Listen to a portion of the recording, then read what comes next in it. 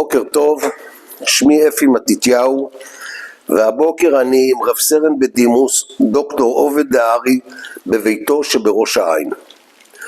עובד היה במלחמה טייס קיוק בטייסת 110 שברמת דוד בפיקודו של צבי אס. עובד, ספר את הסיפור שלך ונתחיל ברקע המשפחתי. עובד, בבקשה. בוקר טוב, שמי עובד דהרי. אני נולדתי בשנת 1952 באוקטובר בקיבוץ מלכיה להוריי יצחק דהרי ולידיה דהרי.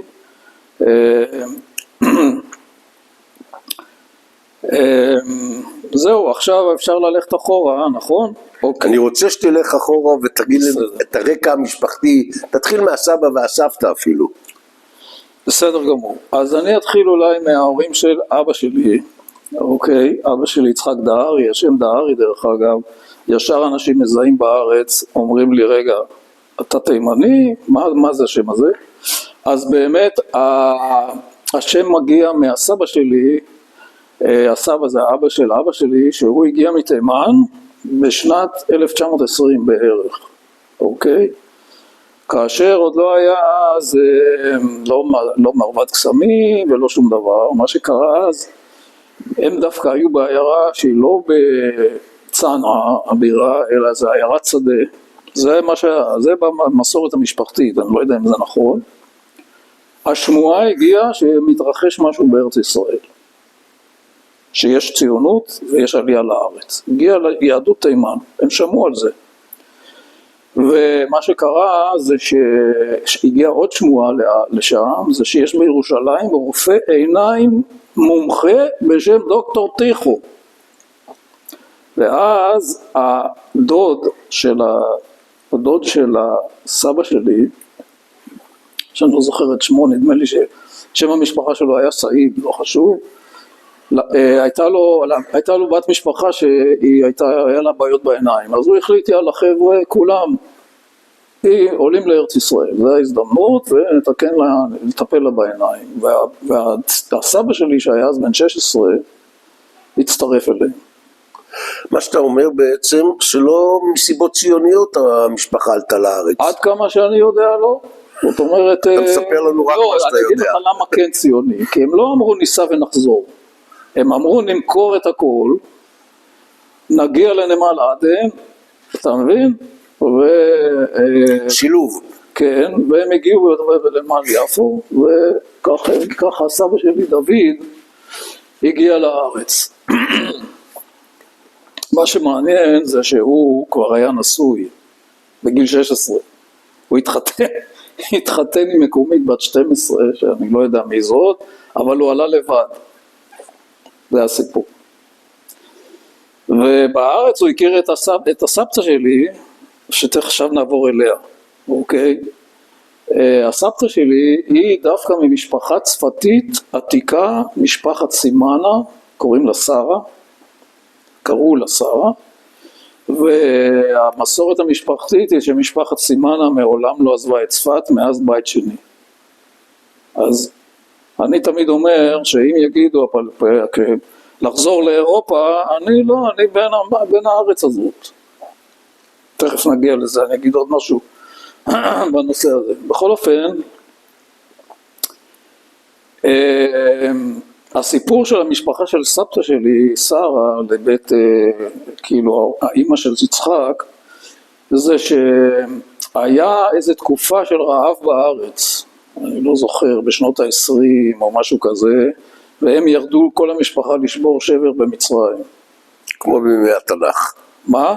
כמו מימי המקרא שירדו ליוסף. אבל הסיפור העצוב הוא שהם חטפו שם חולרה, או איזו מחלה קטלנית, וחצי מהמשפחה נמחקה, נשארה רק הסבתא רבא, סבתא שלי ואחותה, זהו. והם חזרו ארצה. עכשיו, איפה הם הכירו אני לא יודע, יכול להיות שאני לא יודע. אבל הם הקימו משפחה בירושלים, בשכונת נחלת אחים, ושם נולד האבא שלי יצחק, שהוא היה הבן השישי במשפחה, כאילו מספר 6, היו 8 סך הכל, אבל 2 נפטרו בילדותם, ככה זה היה אז. אוקיי, עכשיו נעבור לסבא סבתא של אמא שלי, אוקיי? אמא שלי נולדה ברומניה, מכאן אתה מבין שיש פה מיזוג גלויות, וההורים שלה, אני לא כל כך יודע עליהם הרבה, מה שאני כן יודע זה הסבתא ברכה, שהיא אמא שלי לידיה, היא כן עלתה לארץ, אבל הסבא שלי משה סולומון, לבית סולומון, הוא נרצח בשואה ביאסי, בעיר יאסי. הסיפור הוא שהוא הלך ברחוב והם הלכו עם טלאי צהוב, והמשמרות היה להם חולצות שחורות, הרומנים, היה איזה מין כנופיות עם חולצות שחורות, רומנים, פשוט רצחו אותו ברחוב. זה מה שאני יודע. זהו, אז האמא שלי שעברה היא נולדה ב-1930, דרך אגב, והיא עברה, תכף אני אולי אספר את הסיפור שלה בעצם. אז דיברנו, עשינו לפי הסדר, את הסבא סבתא, נכון? מה עוד אני אגיד על זה? זהו שהסבא, משה סולומון, הוא היה חייט במקצועו, ויאסי שם, או למעשה בזה עיירת שדה ליד יאסי, והיה לו איזה חנות צדקית כזאת, היה תופר, דברים כאלה. יש כמה סיפורים על מלחמת העולם השנייה, אבל לא נרחיב פה. אוקיי, עכשיו, מה קרה? אבא שלי יצחק, הוא אמרנו נולד בירושלים ב-1930, בעצם אמא שלי נולדה ב-1932, טעיתי. אז הוא נולד ב-1930 וגדל בירושלים, ואז בסביבות 1943, במהלך המלחמה, ההורים שלו התגרשו, והוא עבר עם אמא שלו והאחיות שלו לבן שמן. בן שמן זה היה אז כפר נוער, גם היום. למה הם הגיעו לשם? לא כל כך ברור, לא משנה. ואמא שלו, כלומר שרה, הסבתא שלי, היא עבדה שם, במקום, והדיל היה שבתמורת העבודה שלה יקבלו את 3 הילדים שלה להיות שם. אבל האבא שלי, יצחק, הוא אחרי כמה שנים, בגיל 16 אני חושב, החליט שהוא עוזב והצטרף לדגניה א' בתור ילד חוץ. הוא היה, אני לא יודע, אז זה היה, כאילו זה היה המציאות אז, אפילו שהוא היה לו חזות תימנית, אבל הוא היה בעצם ילד של משפחה הרוסה, הקיבוץ קיבל אותו להיות ילד חוץ, והוא מספר הוא גדל שם והצטרף לפלמ"ח, בדגניה. מספר דרך אגב שבמחזור שלו בדגניה א' היה מוטי הוד, שהיה אחר כך מפקד חיל האוויר,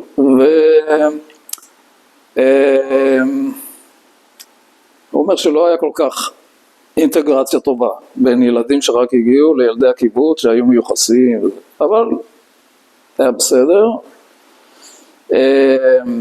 אחר כך מה שקרה, הם עברו לבית הערבה בתור גרעין שמשלים את בית הערבה, זה היה שנת 47 אולי, משהו כזה, והוא גם התגייס לנוטרים.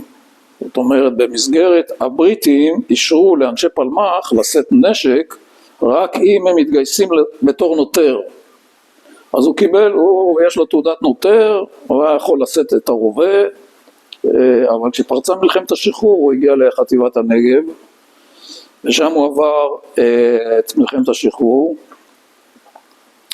נלחם בכל מיני מקומות, בין השאר הוא גם עסק בשמירה על צינור המים שירד אז לנגב.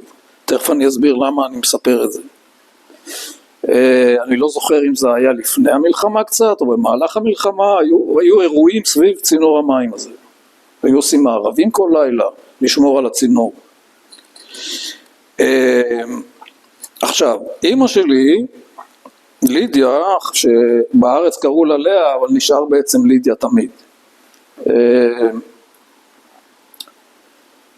אמרנו שהיא נולדה בשנת 32, והיא עלתה ארצה אחרי המלחמה בשנת 46, לבד.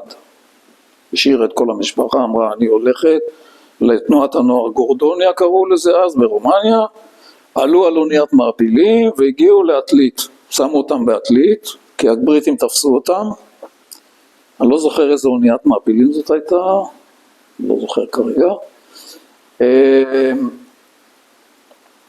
ואז שחררו אותה במסגרת הקווטה שהם נתנו לעליית הנוער, אוקיי? וככה הגיעה לקיבוץ ניר-עם בנגב, מה שהיום העוטף.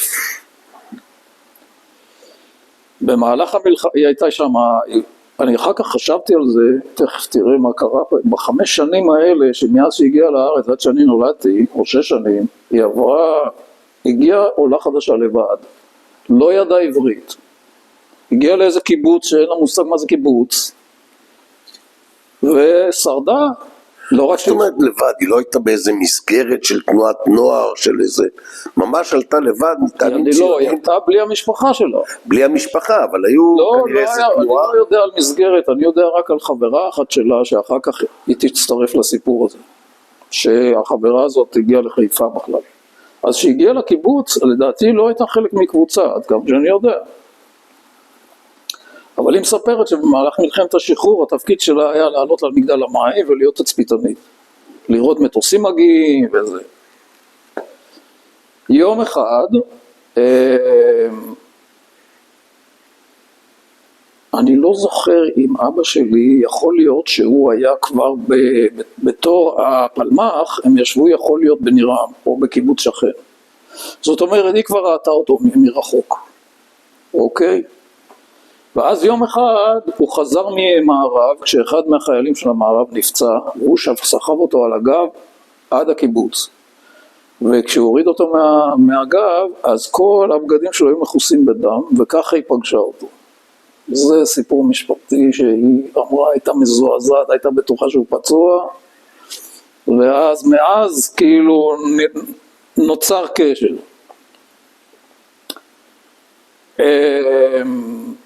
זהו, הוא השתתף בכיבוש באר שבע, אחר כך קרבות ביר הסלוד, שהיה פלמ"חניק רציני, במפקד הפלוגה שלו היה האלוף בר-לב. זה שהיה אומר 30 שניות, היו צוחקים עליו. טוב,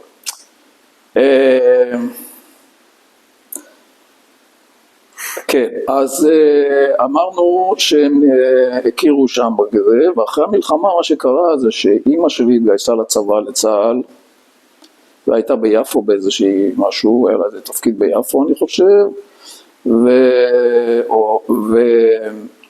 והוא עלה עם הגרעין שלו לקיבוץ מלכיה, להשלים את קיבוץ מלכיה, אחרי המלחמה, אולי זה היה 49, אולי 50, אני לא יודע בדיוק, אבל הוא לא שכח אותם, והם שמרו איכשהו על קשר, והוא היה בא, אחר כך היא עברה לחיפה, לחברה שלה הזאת, מרים, שעלתה איתה לארץ, גרה אצלה קצת, כי השתחררה בינתיים מצה"ל, עבדה במלצרות או משהו כזה, והוא היה בא לחיפה לחזר אחריה, בסוף שכנע אותה להצטרף לקיבוץ, עשו חתונה בקיבוץ מלכיה, שאז היו עושים חתונות משותפות עם עוד 2 זוגות, ואחרי שנה בערך אני נולדתי.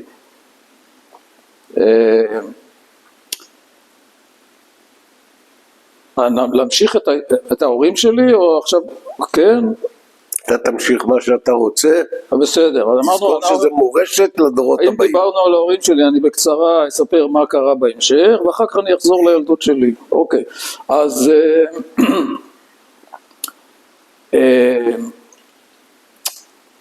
כן, אני נולדתי, והקיבוץ החליט לשלוח את אבא שלי לקורס קצינים במילואים.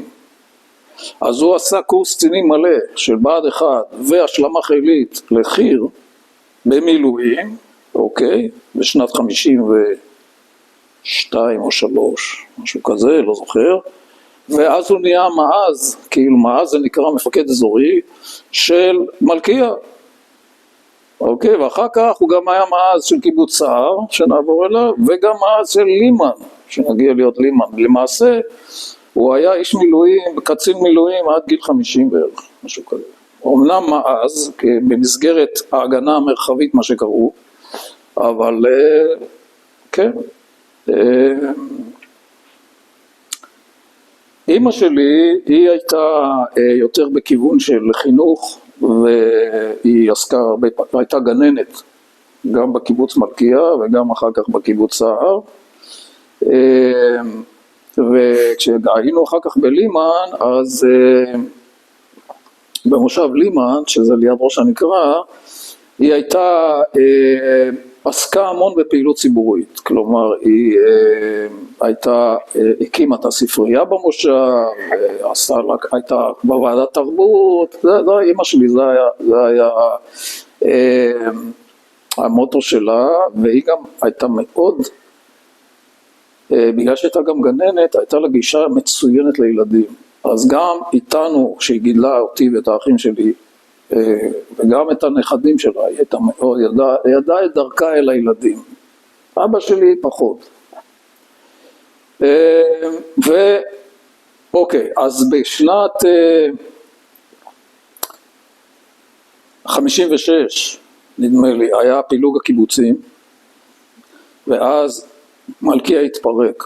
שליש נשארו במלכיה, שליש עברו נדמה לי אשדות יעקב, ועוד שליש עברו לקיבוץ סער, אלה השמוצניקים. אוקיי? ואבא שלי אז היה שמוצניק, לא להאמין. הוא הריץ את סטלין. יש לו תמונה שהוא מתחפש לסטלין בפורים, אתה יודע, עם שפה. למה אני צוחק? כי הוא שינה, עבר מהקצה לקצה אחר כך, לא חשוב. אז ב-56 הקיבוץ התפצל, עברנו לסער, אני הייתי בערך בן 4, משהו כזה,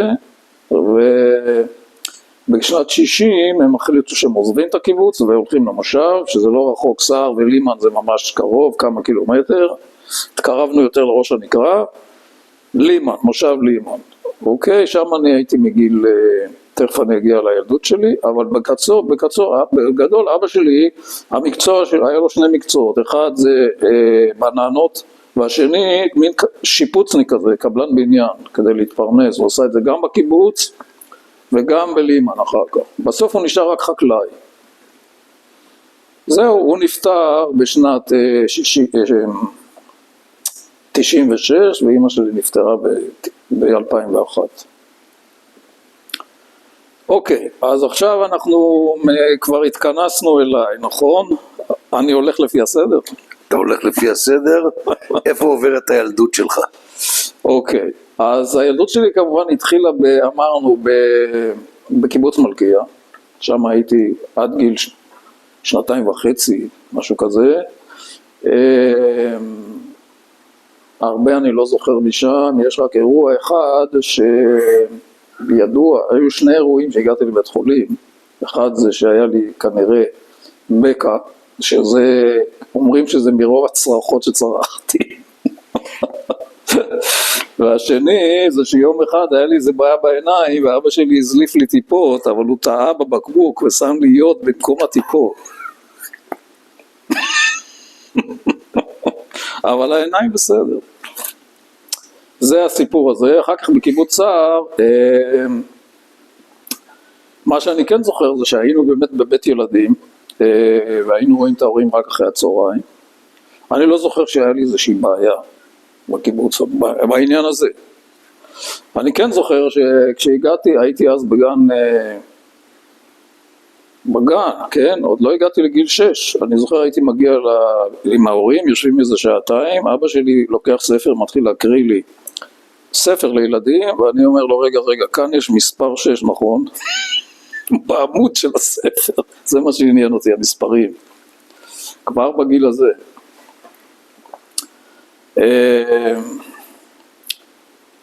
זהו, בגיל שהייתי בן 6 ב-1960, אבא שלי החליט שהוא עובד יותר מדי קשה בקיבוץ, כאשר יש אנשים שנוסעים לתל אביב והם שליח.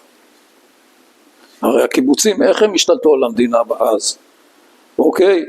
קיבוץ יכול היה לשלוח בן אדם שלהם לפעילות בעיר, כולל פעילות מפלגתית. אדם פרטי לא יכול לעשות את זה. ככה הם צברו כוח בהתחלה. אבל הוא ראה את זה מהצד בתור אחד שעובד קשה, והאלה מבלים להם בתל אביב, הוא אמר, אני יכול לעבוד קשה בשביל עצמי, החליט שהוא עוזב, הולך למושב. קנה בשק במושב, והיות והוא היה קבלן, המושב דרך אגב, מושב לימן, הוא קם אחרי המלחמה ב-1949, על ידי ניצולי שואה מאירופה. והיה מושב די פרימיטיבי אז, אוקיי? אחד הדברים שלא היה במושב, בבתים לא היה בית שימוש, היה בחוץ בור עם איזשהו צריף מעליו. זה היה השירותים אז. אז אבא שלי היה הראשון שהיה לו שירותים בתוך הבית, כי הוא התקין את זה.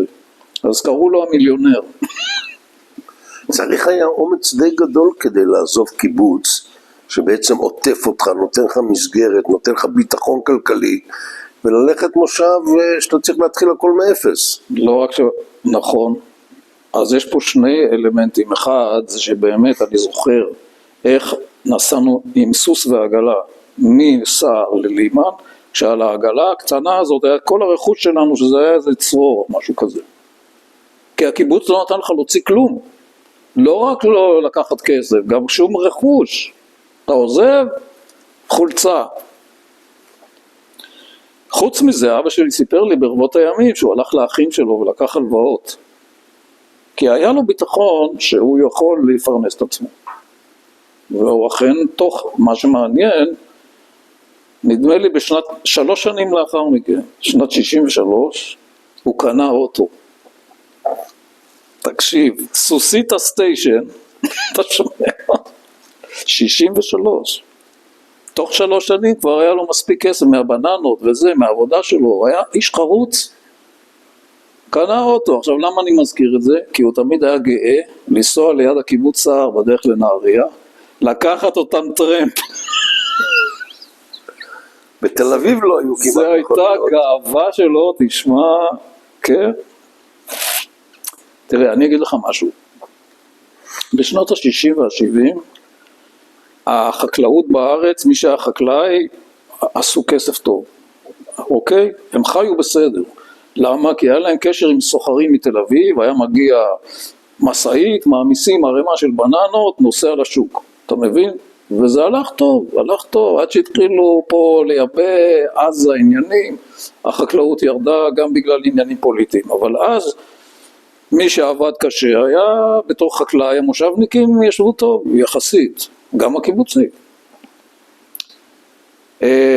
טוב, אז הוא בעצם, רגע, אנחנו דיברנו על הילדות, חכה, אני חוזר. אז הגענו למושב לימן, כאשר אני הייתי כבר, אני חושב, בן 7. אבל בקיבוץ, מכל מיני סיבות, לא הייתי, בגלל שמה יש בעיה עם מספר הילדים וזה, אז לא עברתי את כיתה א' בקיבוץ. נכנסתי לכיתה א' במושב אז היה בית ספר של 3 כיתות, מא' עד ג'. נכנסתי לכיתה א', עכשיו אני, למרות שלא הייתי בכיתה א', בקיבוץ כבר ידעתי גם מספרים, גם לקרוא, גם זה, אתה מבין? אז אחרי חודש או משהו כזה, המורה אמרה, אתה עובר לבית. עברתי לבית, ואז נהייתי הילד הכי קטן בכיתה. לא קטן, אבל מהצעירים. זהו, אז במושב הייתי א', ב', ג', ובהמשך הדרך למדתי בבית ספר האזורי בבצת, מושב בצת, שהוא ליד שלומי. והיינו נוסעים, היה אוטובוס אוסף את הילדים כל בוקר, כבר בכיתה ד'. עכשיו, כיתה ד', הייתי בן כמה? בן 10.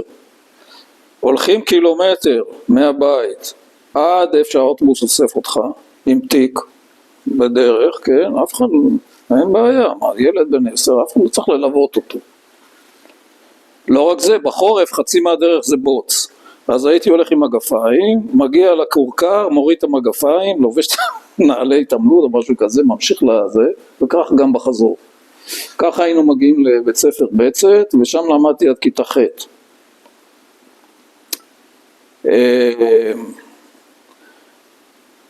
ראיתי שאנשים מזכירים תנועת נוער, ואתה שואל על זה, אז במושב אז היה תנועת נוער של בני המושבים.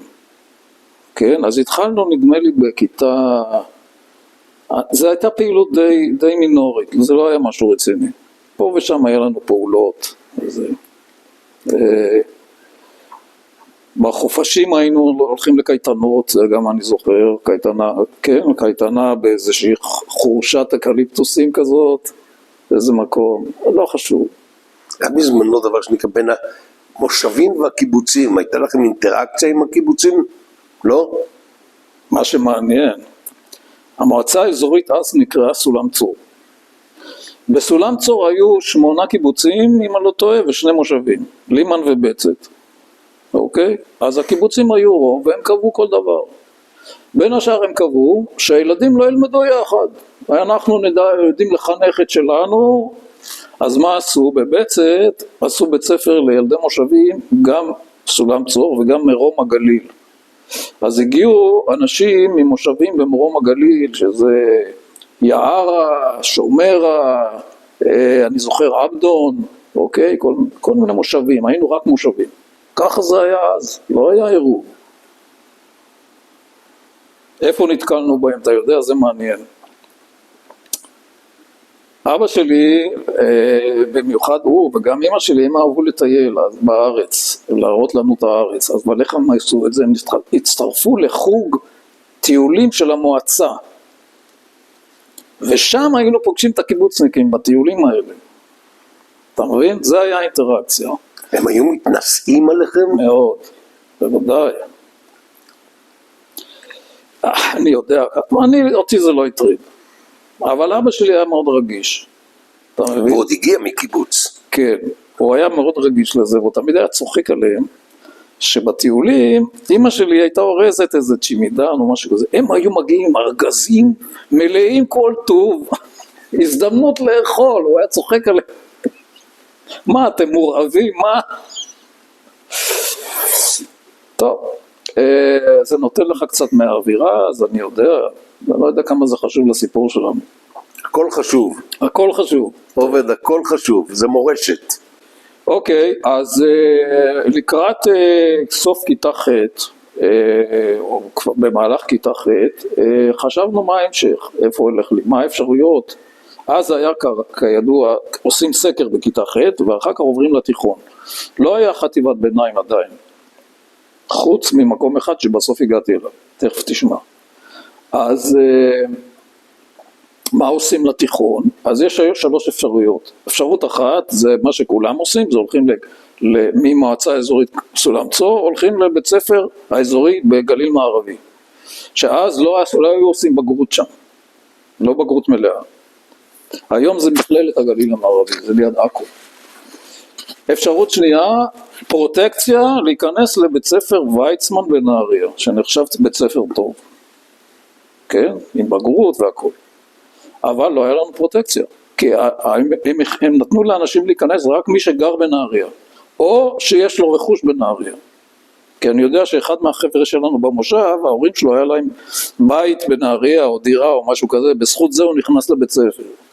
אבל האפשרות השלישית, שבסוף הגעתי אליה, זה שאימא שלי במיוחד דחפה אותי, אמרה לי, אתה מתאים לבית ספר הכי טוב בארץ, או לפחות הכי טוב בצפון, וזה הריאלי בחיפה, על ההר. ואיך מגיעים לריאלי? צריך לגור שם איכשהו. אז פנימייה צבאית. וכך אני הייתי חייל בגיל 14. אבל הקטע שלי הוא שאני פשוט אוהב ללמוד, מגיל צעיר. גם בית ספר יסודי. ואני רציתי באמת ללמוד שם, אז זרמתי איתה, זאת אומרת, זה התאים לי.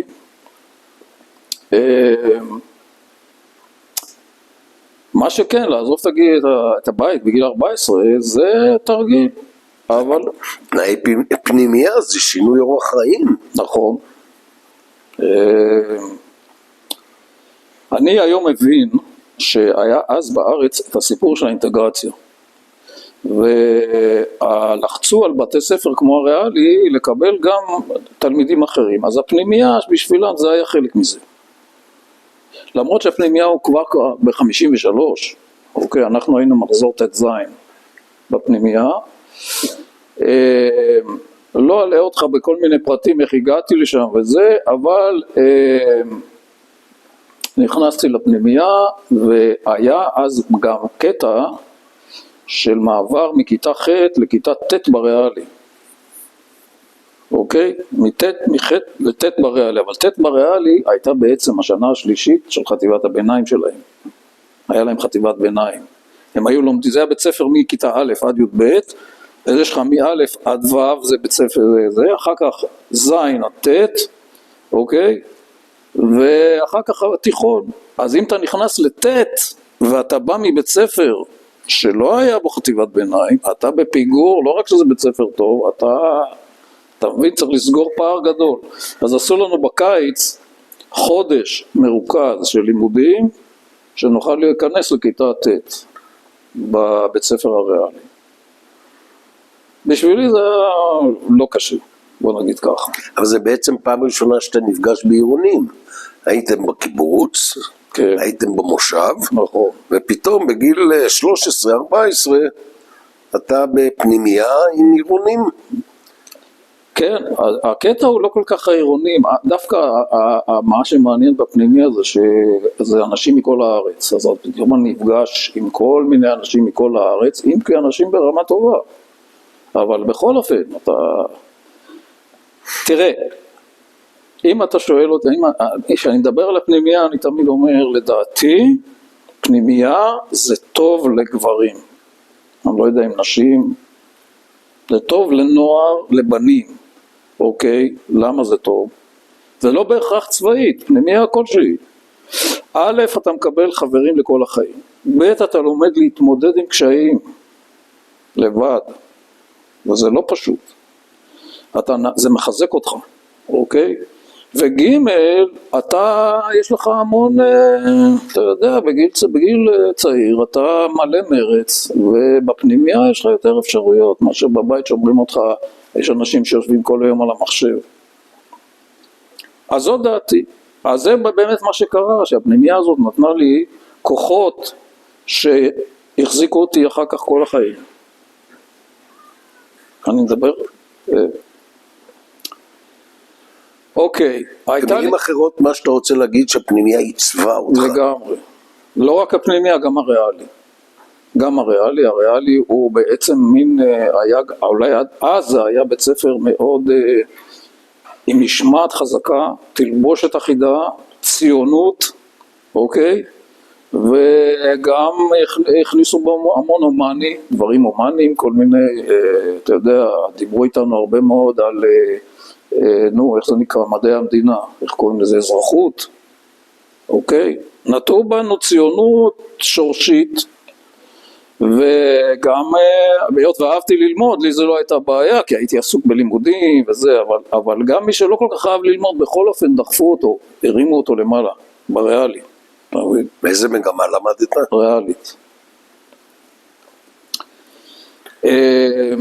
רוב החניכים היו קיבוצניקים, מושבניקים או חלק בפנימיה, בריאלי? לא היה קיבוצניק אחד, אני לא זוכר. טוב, לא. היו מושבניקים, היו הרבה עירונים, קיבוצניק, אני לא זוכר, במחזור שלנו לא היה אף קיבוצניק לדעתי. לא. לא. טוב, לי אישית הייתה בעיה, כמו שאמרתי לך, אני הגעתי לפנימיה, לא בשביל להיות איש צבא, אני באתי ללמוד. אבל אמרתי על הדרך, אבל הייתה לי בעיה של כושר גופני. לא החזקתי את הריצות ואת המסעות, היה לי מאוד קשה, אבל לא נשברתי. עכשיו, המפקדים שלי ראו את זה. ואז בסוף כיתה י' הם אמרו לי, תשמע עובד, יכול להיות שזה לא כל כך מתאים לך פה. בפנימייה. ואז קרה משהו יוצא דופן. מה יוצא דופן זה שאם אתה עוזב את הפנימייה, אתה לא יכול להמשיך בריאלי. ככה זו הייתה המדיניות.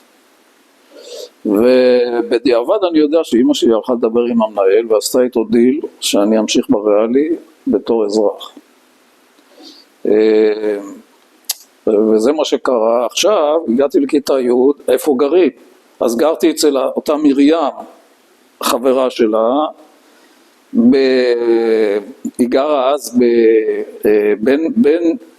בין נווה שאנן להדר, זה נקרא שכונת רושמיה, יש שם ואדי רושמיה, וגרתי אצלה והייתי הולך כל יום לבית ספר, לא יודע, באוטובוס. שנה אחת. שנת י"ב כבר קניתי וספה, קנו לי וספה והייתי נוסע עד לימן כל יום. הייתי קם ב5 בבוקר, עולה על הווספה, או שנוסע לנהריה וממשיך באוטובוס ומגיע עד למעלה הכרמל, אוקיי? או שלפעמים גם הייתי נוסע עם וספה עד למעלה. עשיתי את זה גם בגלל שבי"ב בריאלי היו לומדים רק 5 ימים בשבוע, לא 6. אז זה היה יותר קל. וגם כיתה י"ב הייתה נגמרת בפסח כבר, ואז היו מתחילים ללמוד לבחינות בגרות. אתה מבין? אז זה היה אפשרי. אבל מאיפה היו לי הכוחות האלה? מהפנימיה. אתה מבין? בשבילי זה היה פשוט. תגיד לי, אבא לא היה צריך את העזרה שלך במשק? היה צריך, אבל לא ביום יום, אבל הייתי עובד במשק, כן, כשהיה צריך. בשתי מילים, היו לך גם אחים ואחיות? כן, אני הבכור, יש לי 2 אחים, אחד עינב ואחד עתיר. עינב נולד בסער, קיבוץ סער, ועתיר כבר נולד במושב. כן. טוב, אז... איך אתה זוכר את התקופה הזו של הפנימייה והתיכון? זו הייתה תקופה יפה בחייך? קשה? מנותקת מהבית? קשה להגיד שזו הייתה תקופה יפה. הרבה אנשים אומרים, הפנימיונים שגמרו את הפנימיה, אומרים זה היה השנים הכי טובות בחיים שלנו, או משהו כזה. אני, בגלל שהיה לי קשה, אתה יודע, בערב היה בא הממ"מ, ואומר, בשעה זאת וזאת, כולם מתייצבים פה, אחרי ששתיתם הרבה מים. וידעתי, וואו, הולך לי. קיצור, אתה מבין? אז בגלל זה קשה לי להגיד שהיה לי שם כיף. אחר כך, כשהייתי אזרח, מה שקרה, היות ועזבתי את הפנימייה, דרך אגב, מה שלא אמרתי, קודם דיברנו על הקיבוצניקים, עכשיו אנחנו מדברים על האלה מהכרמל עם האף למעלה. הם הסתכלו מגבוה על הפנימיונים. להם היה את הצופים. אוקיי? הם היו בצופים אחרי הצהריים. הפנימיונים היו עושים תרגילי צבא, עניינים, כל מיני דברים. לא היה ממש ערבוב. אני חשבתי הפוך. ערבוב חברתי. מה שכן היה זה שהפנימיונים היו רודפים אחרי הבנות. אבל הבנים, אתה מבין?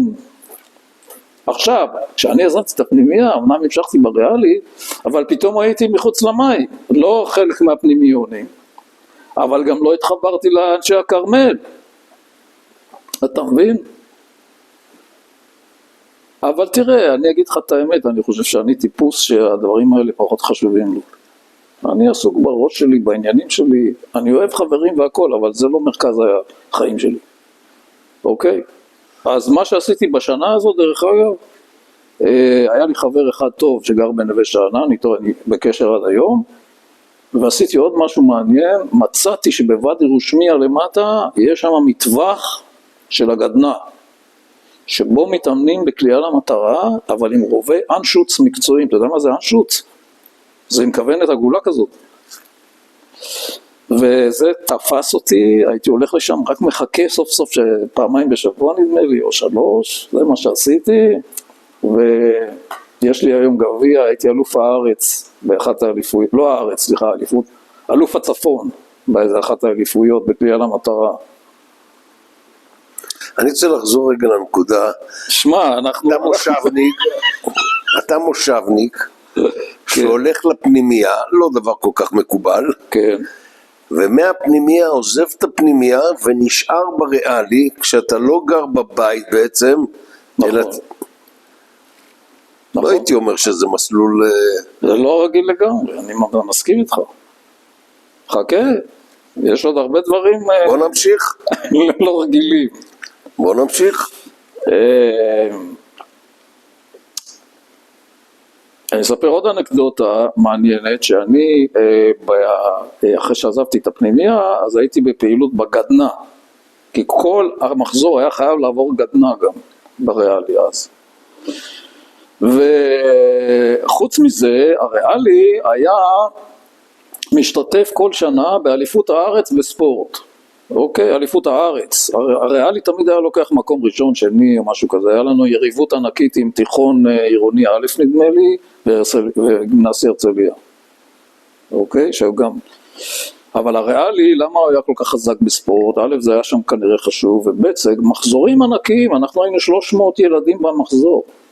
300 במחזור שלנו. ילדים, נערים. למה אני מזכיר את זה? כי באחת האליפויות האלה לקחו אותי להשתתף באליפות. אליפות הארץ בספורט, ואני הייתי בנבחרת קליעה למטרה. אז זה נורא מצחיק.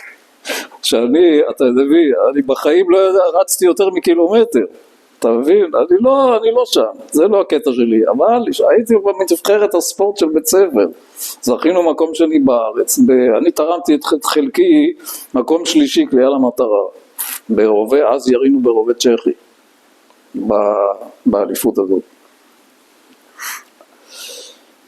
טוב, גמרנו את התיכון, עשינו בגרויות, ומעניין שאז...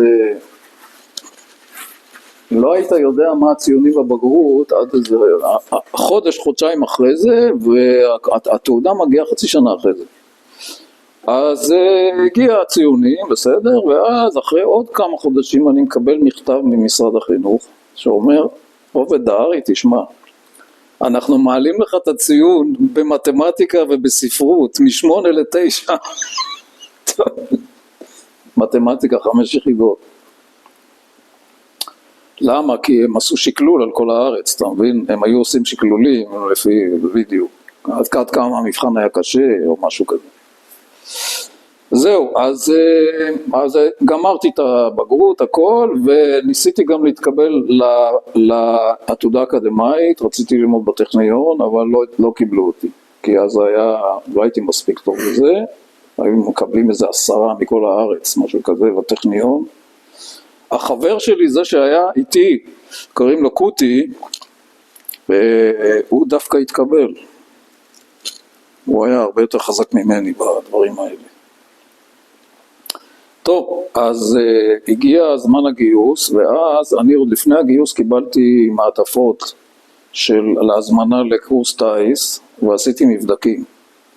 לפני הגיוס, במסגרת הייתי נוסע לתל השומר, עושה שאתה מבדקים, חוזר הביתה, לא יודע, אין מושג. אף אחד לא מודיע לך אז כלום מה תוצאות המבדקים, על המקסימום מזמינים אותך לעוד מבדק. אתה מבין? אז זה עובר סדרת מבדקים כזאת, ואומנם קצת התעניינתי בתעופה, כי אני זוכר שבתיכון הייתי בונה את הדגמים האלה מנייר, טיסנים? לא, מטוסים של ביטון חיל האוויר היה בסוף, אתה זוכר, הייתי חותך, הייתי אוהב את ההתעסקות הזאת, לא כל כך עניין עם מטוסים או משהו כזה, לא הלכתי לגדנ"ע אוויר, אבל זה אולי הנגיעה הראשונה שלי בנושא הזה. ואז מגיע יום הגיוס שלי נדחה, אני לא יודע למה בדיוק, אבל הגיוס שלי היה צריך להיות, אני נולדתי באוקטובר, הגיוס שלי היה בפברואר 71. אז כל המחזור שלי מהתיכון התגייסו חלקם ביולי כבר, חלקם בנובמבר, אוקיי? ואני גויסתי רק בפברואר, אז חצי שנה עבדתי, טיילתי, עשיתי כל מיני דברים. הגיע יום הגיוס, מגיע ללשכת גיוס, אף אחד לא אמרו לי, מחיל האוויר לא אמרו לי שום דבר. לא קיבלת את המכתב המפורסם, התקבלת לקורס טייס? לא, לא, תקשיב, אז אני מספר, לא? אז התקדמנו קצת.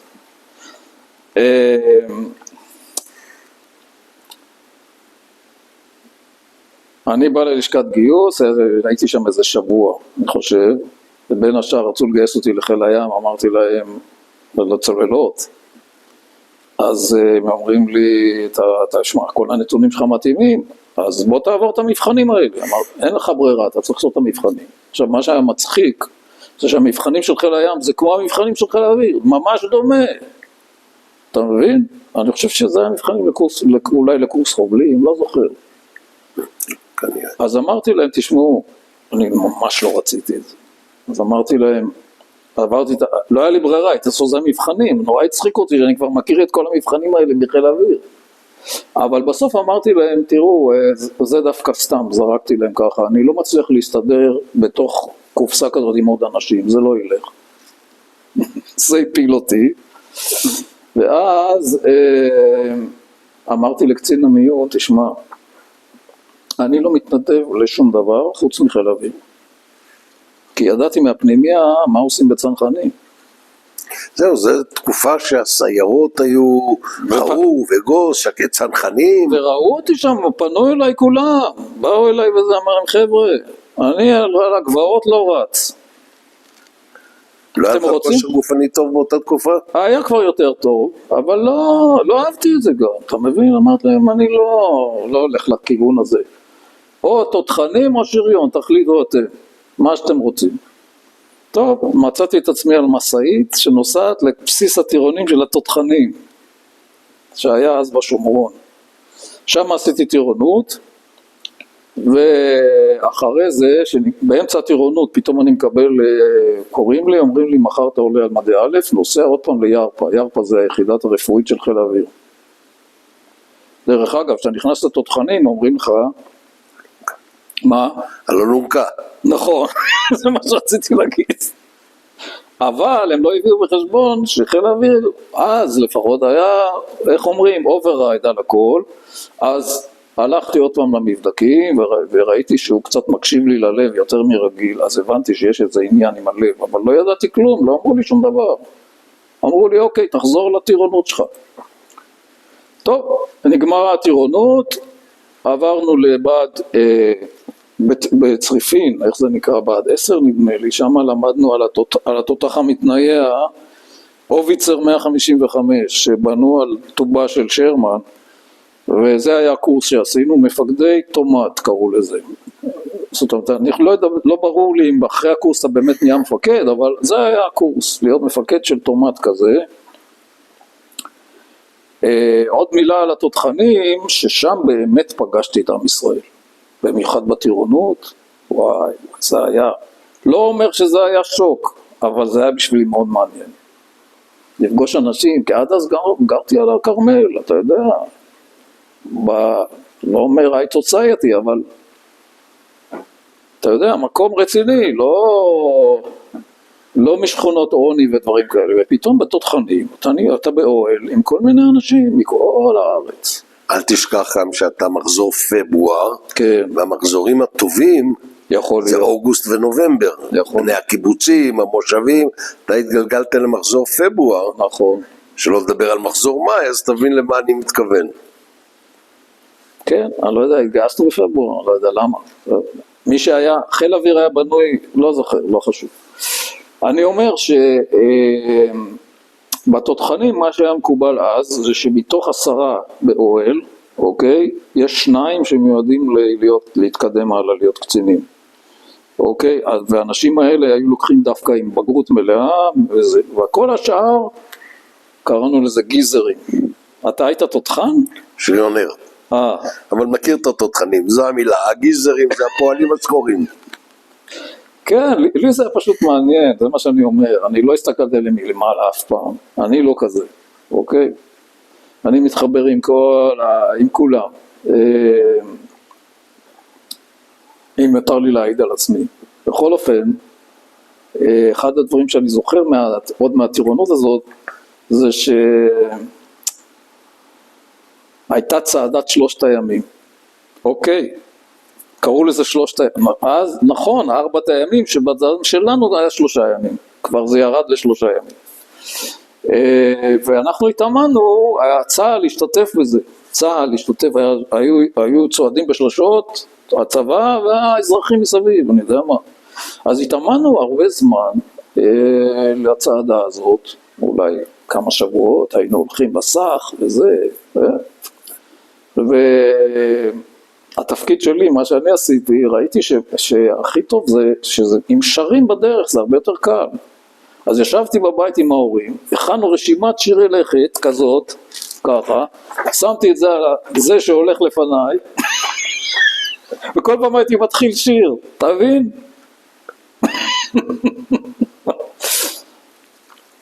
אז זהו, אז שמה שמו עליי עין, אמרו לי, אתה, כן, טוב, אתה תהיה חניך תורן מחלקתי, אני יודע מה, לא משנה.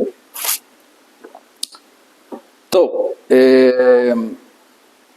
עכשיו מגיע היום הכי חשוב בחיים שלי. ממש, זה יום ששינה את חיי. מה זה היום הזה? סיום קורס תותחנים של התותחנים, של המפקדי תותח הזה. מסדר, אוקיי? ואז אומר הממ"מ או מי שהיה, אז אומר, תראו, המצב הוא כזה, אתם גמרתם את הקורס וזה, החניכים המצטיינים זה 4 אנשים, אחד קיבל רבת שהוא היה החניך המצטיין ועוד 3, זה תר"ש, זה אחד מהם זה אני, אבל מה הולך לקרות עכשיו? אתם נוסעים לחופשה של רגילה, חוזרים מהרגילה יורדים לגדודים להתאמן, חוץ מעובד דהרי שהוא נשאר פה לעוד חודש והולך לקורס טייס. אז הודיעו לי שהתקבלתי לקורס. מה הסיבה שהתקבלת אחרי כל כך הרבה זמן, ואחרי שצה"ל השקיע בך כדי להפוך אותך לתותחן, שפתאום חיל האוויר נזכר לגייס אותך לקורס טייס? אז מסתבר, זה לא ידעתי אז, עכשיו אני יודע, שבבדיקות הראשונות הם גילו לי רשרוש בלב. והם אמרו, נמתין לראות מה עם הרשרוש הזה, לאן הוא מתקדם. אז א' ראו שהוא לא מתקדם, אמרתי לך שהלכתי לבדיקות עוד פעם, א' ראו שהוא לא מתקדם, וב' יכול להיות ששינו את המדיניות טיפה. המדיניות בחיל האוויר היא לא פיקסט, הם כל הזמן מנסים ומשנים, וכל הקריטריונים טיפה יורדים, למשל אני יודע שהיום מקבלים אנשים עם משקפיים, מה שלא היה אז, יכול להיות, לא יודע. אני יושב בסדר כי אני קצת נוטה הצידה. בסדר. עכשיו, ברור לך למה הם לא קיבלו אותי על ההתחלה? סיבות רפואיות. כן, עכשיו, כשהם החליטו כן לקבל אותי, לא התחיל קורס. הקורס התחיל רק ביולי. אז הם אמרו, מה הבן אדם יעשה? היום משחררים הביתה, מורידים אותך, אז לא היה דבר כזה. אמרו, מה נעשה עם הבן אדם עד יולי? שיקבוע את הקורס של התותחנים, ובמקסימום אם הוא יעוף אחרי שבוע, יש לו כבר מקצוע צבאי. הרי אנשים שהתקבלו לקורס טייס, להזכיר לך, מעט מאוד גמרו. אתה מבין? מה אתה עושה ככה? השיקול הזה, שיקול מוזר. לא מוזר בכלל, להפך, זה מאוד הגיוני. מה אני עושה בזמן הזה? שהתקבלתי לקורס, אבל אני כבר לא ברור שאני לא אהיה תותחן. זה נכון, אבל אני אומר, המסלול, מה שקרה איתך, שבגלל סיבה רפואית לא קיבלו אותך, למרות שעברת את המבדקים, זה ברור, כן. נתנו לך ללכת לחיל תותחנים, לעשות מסלול מסוים, ופתאום מישהו בחיל האוויר נזכר, או שמראש ידעו, בוא נחכה חצי שנה ונראה מה התוצאות הרפואיות, או מה קורה עם בריאות שלך. כן, אז תראה. אני לא שמעתי על כזה מקרה. אז הנה, להיאמר לזכותם, שהם לא שכחו ממני, וזה לא בגלל שאני הייתי חבר של עזר ויצמן או משהו כזה, אתה מבין? אני עשיתי את שלי, הם קראו לי. תראה, יכול להיות, ואני לא אומר את זה מידע אישי, אלא יכול להיות ששאר הנתונים שלי היו טובים מאוד, אתה יודע, עושים לך כל מיני מבחנים, ומסתכלים על הבגרות, ועל הדברים שעושים לך בזמן הגיוס הרגיל, דפר, פקם, איך קראו לזה? דפר. אז חיל אוויר סימן אותי, אמר רגע, כדאי לקחת אותו, אבל יש איזה בעיה רפואית, בוא נראה לאן זה הולך, ובסוף הם החליטו שזה בסדר, אני יכול לעמוד בזה. קיצור, ככה הגעתי לקורס טייס ביולי 71. אוקיי, אז לפני שאני מתחיל עם קורס הטייס, אני בכל זאת רוצה להעיר הערה שקשורה לשורשים שלי. תראה, האבא שלי, כמו שאמרתי, הסבא בא מתימן, והאימא שלי הגיעה מרומניה. עכשיו, אין לי שום קשר לתרבות התימנית או לתרבות הרומנית. אני יהודי ישראלי. צבר, בקיצור. צבר, נקודה סוף. וכל הניסיונות שיש בזמן האחרון למתג אותי, לשים אותי, אתה כזה, אתה כזה, אתה אשכנזי, אתה לא. לדעתי זה רע מאוד. היה לנו דבר שחינכו אותנו עליו ברצינות תאומית שנקרא קיבוץ גלויות. והיום זה מתפורר, אני מצטער לראות את זה. אבל אני יהודי ישראלי, זהו, נקודה סוף. בחוץ לארץ, לפעמים כשאני לא רוצה שיתחילו להציק לי, אני אומר שאני איטלקי. אבל זה לא קשור, זה מה שרציתי להגיד. אוקיי, עכשיו הגענו לקורס טייס. אני אגיד באופן כללי שקורס טייס אז היה בנוי ככה שאנשים היו עוזבים את הקורס באופן רצוף כל הזמן, מההתחלה עד יום לפני המסדר כנפיים. היום זה קצת השתנה, ולכן אף פעם לא ידעת, וגם לא היו נותנים לך פידבק, לא היו אומרים לך אתה כזה, אתה כזה. בקיצור, עכשיו אני באתי לקורס טייס, אמרתי קודם כל, איך קרה בכלל שקיבלו אותי? לא כל כך ברור. אוקיי? לא היה לי ביטחון עצמי כזה. וכל שלב שעברתי, הסתכלתי ימינה שמאלה, ראיתי אנשים עוזבים, אמרתי רגע, אני עוד פה.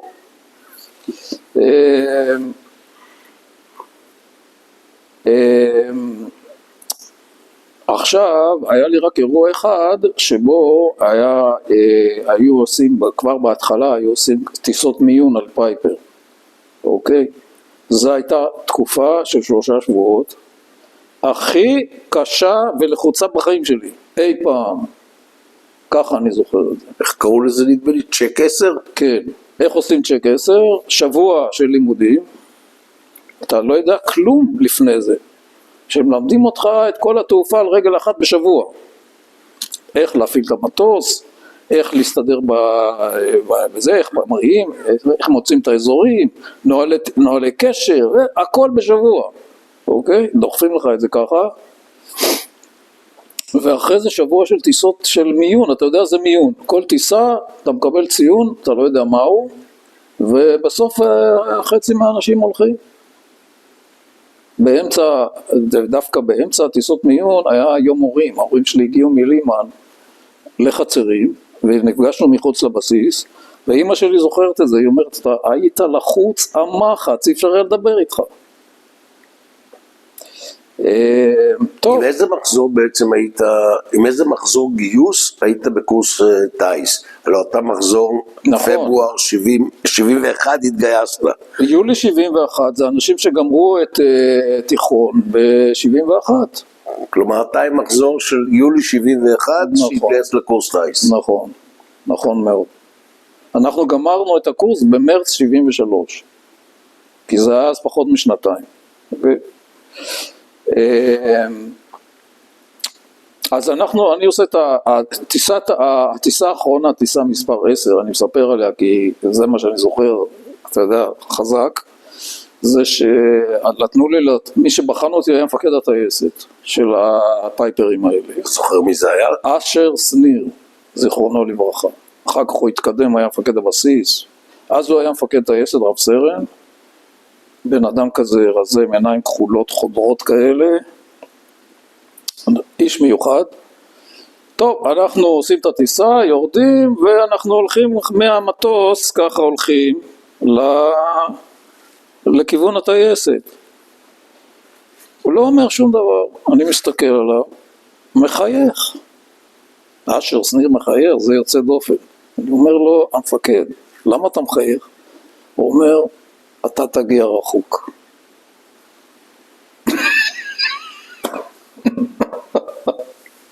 זה היה רגע מכונן שקצת הרגיע אותי, אתה מבין?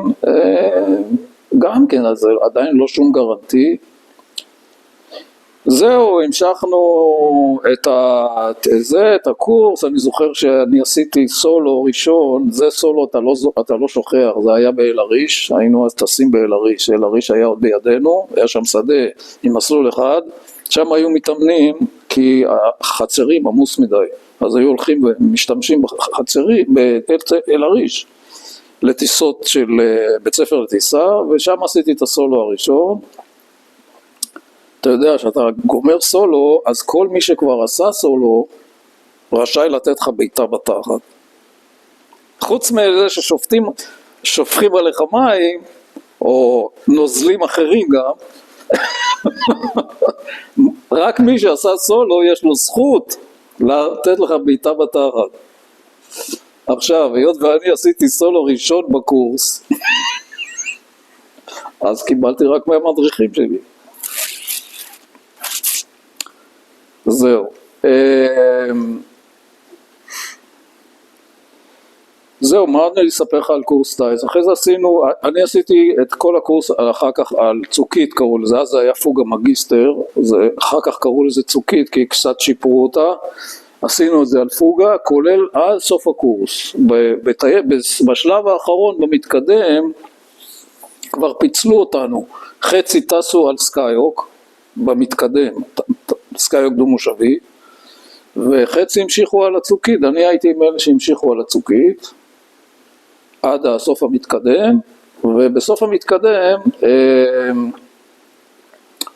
עשו לנו זה כבר מותר להגיד, אז היו עושים את המסיבת השתכרות באילת.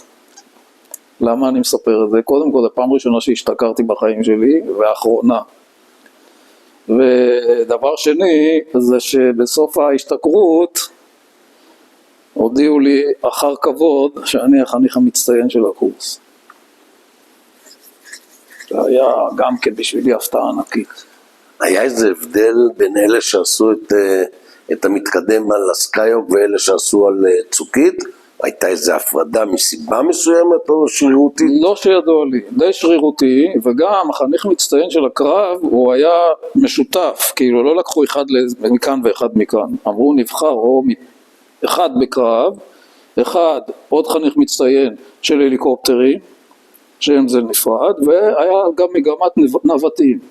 אז בעצם היו 3 חניכים מצטיינים, אבל זה שעומד מול הרמטכ"ל וזה שמוביל את הדבוקה של הבוגרים, אתה מבין, זה החניך של הקרב, וזה הייתי אני. היינו אמנם קורס קטן, אני חושב שקורס, נגיד הקורס שאתה ראיינת אנשים ממנו, קורס 68, שהוא 2 לפניי, היה קורס ענק. אם הייתי בקורס שם, אני לא בטוח שהייתי המצטיין. אבל זה מה שנפל בגורלי. וזה דבר יש 2 הישגים בחיים שלי שהם חשובים מבחינת הישגים, או 3, 4. אחד זה, השני, טוב, נגיע להמשך. לא, אבל אם כבר התחלת למנות, רק תמנה לי, אחרי זה נפרט. אחד זה חניך מצטיין קורס טייס, השני זה דוקטורט באסטרונומיה, שהוא דבר שאף אחד לא יכול לקחת לי, מאז אני דוקטור. דבר השלישי זה להיות קברניט באל על, הישג מבחינתי חשוב, והדבר הרביעי שאולי הראשון זה להקמת המשפחה. נגיע לכל דבר בהמשך. בסדר. טוב, אז באמת צריך להתקדם, כי אנחנו צריכים להגיע למלחמת יום כיפור, לא? אמרת? אנחנו נגיע. תן לי רגע, לפני שאנחנו מתקדמים, תן לי איזה חוויה 2 שחרוטה בך מקורס טייס. איזה, למרות שאמר שניר שתגיע רחוק, היה לך איזה קטע שהיית מועמד להדחה, כבר רוצה להיות טייס, גם ברור שבאמצע קורס טייס כבר כל אחד שואף לסיים. היה לי קושי פיזי בנושא של צניחה. אז לזה אתה רוצה לשמוע? אני זוכר, כי הקורס עצמו, הטיסות וזה, זה היה נחמד והכל, אבל לא היו לי ממש קשיים. לא זוכר שהייתי לחוץ. אבל צניחה זה בהתחלת הקורס, לא? בשלב הראשון זה השלב שבו עושים פייפרים ולומדים, זה נקרא קדם מכין. שלב הבא זה מכין, שבמסגרתו גם עושים קורס צניחה. ואחר כך תשים, אז אם אתה שואל אותי על אירוע שאני זוכר כקשה או טראומטי או משהו כזה, מה שקרה זה שלפני הקורס צניחה, אני לא זוכר בדיוק מתי וזה, אבל אולי שבוע קודם או משהו כזה, חליתי בשפעת. שמו אותי בחדר, איך קראו לזה? חדר בידוד. נכון, ליד המרפאה, יומיים שכבתי שם, רק מה? מיטת קפיצים כזאת שיורד, אתה מבין? קמתי עם גב תפוס. גב תפוס, הולך ככה, מחזיק את הידיים ככה, כואב הגב מוות. ככה הגעתי לקורס צניחה. אתה מבין? כלומר, לא פחד גבהים של הצניחה, לא, כל הגלגולים, הכל עם הגב התפוס הזה. מאיפה היה לי את הכוח הרצון הזה, אני לא יודע. זה דברים שנכנסו עוד הרבה קודם. אני אף פעם לא נשבר. לא משנה מה, בסוף יגידו לי, אתה לא יכול, או לא יכול, אבל אני לא נשבר, לא מוותר. כך עשיתי את כל הגלגולים, ואז הגיעה הצניחה הראשונה, קופצים, כן, ומרוב התרגשות, כמו כל החבר'ה, בנחיתה לא פתחתי את הרגליים, לא סביג, נקע ברגל, אני עושה ככה, זה בום, לא יכול לקום, מרגיש שאני לא יכול לקום, אתה מבין, מה קרה? נקע ברגל. ואז, טוב, הבינו שאני לא יכול להמשיך את הקורס צניחה, שלחו אותי לחצרים בחזרה, ועכשיו אני הולך עם גב תפוס ורגל דקורה. זהו, זה הקורס צניחה, כי המשכתי להשלים אותו לבד, הייתי נוסע לתל נוף פעם בשבוע, עושה צניחה יחד עם הצנחנים, מי שהיה שם, אתה מבין? והצניחה, היו לנו אז 3 צניחות יום ואחת לילה, נדמה לי שבאחת מצניחות היום גם היה שק חזה. וצניחת הלילה הייתה, אני זוכר אותה למה, כי הייתי, אתה יודע, באתי, הצטרפו לכל מיני אנשים, אני יודע מה, שמחדשים צניחות, כל מיני מילואימניקים, לא יודע מה, אותי שמו בדבוקה ראשון בדלת, בלילה. אני מחזיק ככה, מסתכל על הנוף, מחכה, המטוס מסתובב, שום דבר, אני מחזיק, לא הזיז לי. זה מה שאני זוכר. אוקיי, אז זה הקורס טייס, מעבר לזה, יש עוד כל מיני דברים פחות חשובים, אני לא... איך ההורים הרגישו שהבן שלהם מסיים קורס טייס, המושבניק, אתה יודע, אתה הרגשת איזה משהו שההורים גאים? תראה, בתור הורה אני יכול לספר לך שהבן שלי גמר קורס קצינים, זה היה אחד הימים החשובים בחיים שלי. אני לא הפסקתי, דמעות אולי לא, אבל התרגשתי עד מוות. אבל לא יודע איך ההורים שלי הרגישו, הם לא נתנו לי להרגיש את זה. הם הגיעו לקורס, כמובן לסיום הקורס, וישבו בקהל, ואומרים ברמקול, חניך מצטיין, סגן משנה, עובד דהרי, אתה מבין? אבל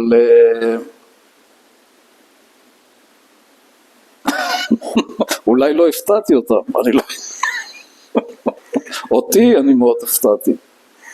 סיימת קורס קצינים, לאן אתה משובץ? אני משובץ, אז לקחו את כל אלה שגמרו צוקית לטייסת 109 רמת דוד, לעבור את הקורס אימון מתקדם, שם עברנו הסבה לסקייהוק, אוקיי? שזה הסבה קצרה, 2 טיסות וסולו.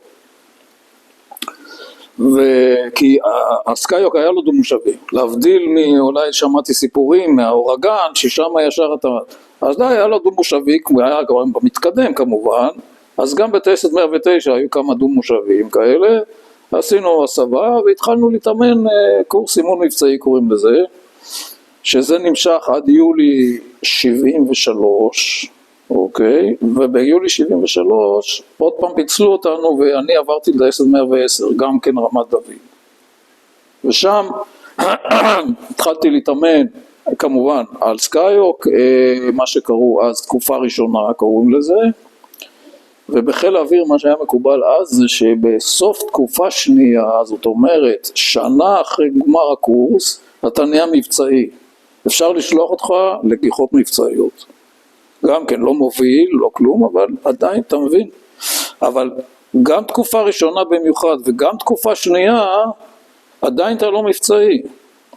אז כשפרצה המלחמה באוקטובר, אז הייתי בחצי השני של התקופה הראשונה, ולא טסים, זאת אומרת, לא נתנו לנו לטוס במלחמה.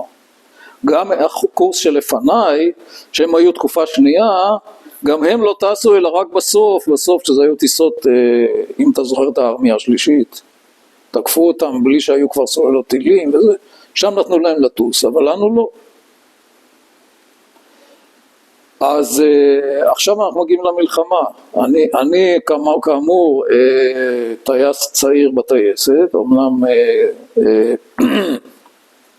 עדיין סג"ם, ולא נתנו לנו לטוס, אז מה עשינו? עשינו קודם כל עבודות כלשהן בטייסת, אני למשל סרטטתי הרבה מפות, עשינו טיסות, מה שאני כן זוכר מהמלחמה זה שלושה דברים אולי, אחד זה שנפלו בבסיס טילים שהסורים זרקו, הרי הסורים ירו טילי פרוג, בלילה הראשון פגעו באזור עפולה נדמה לי, לילה השני התקדמו לאזור קיבוץ שסמוך לבסיס, איך קוראים לו?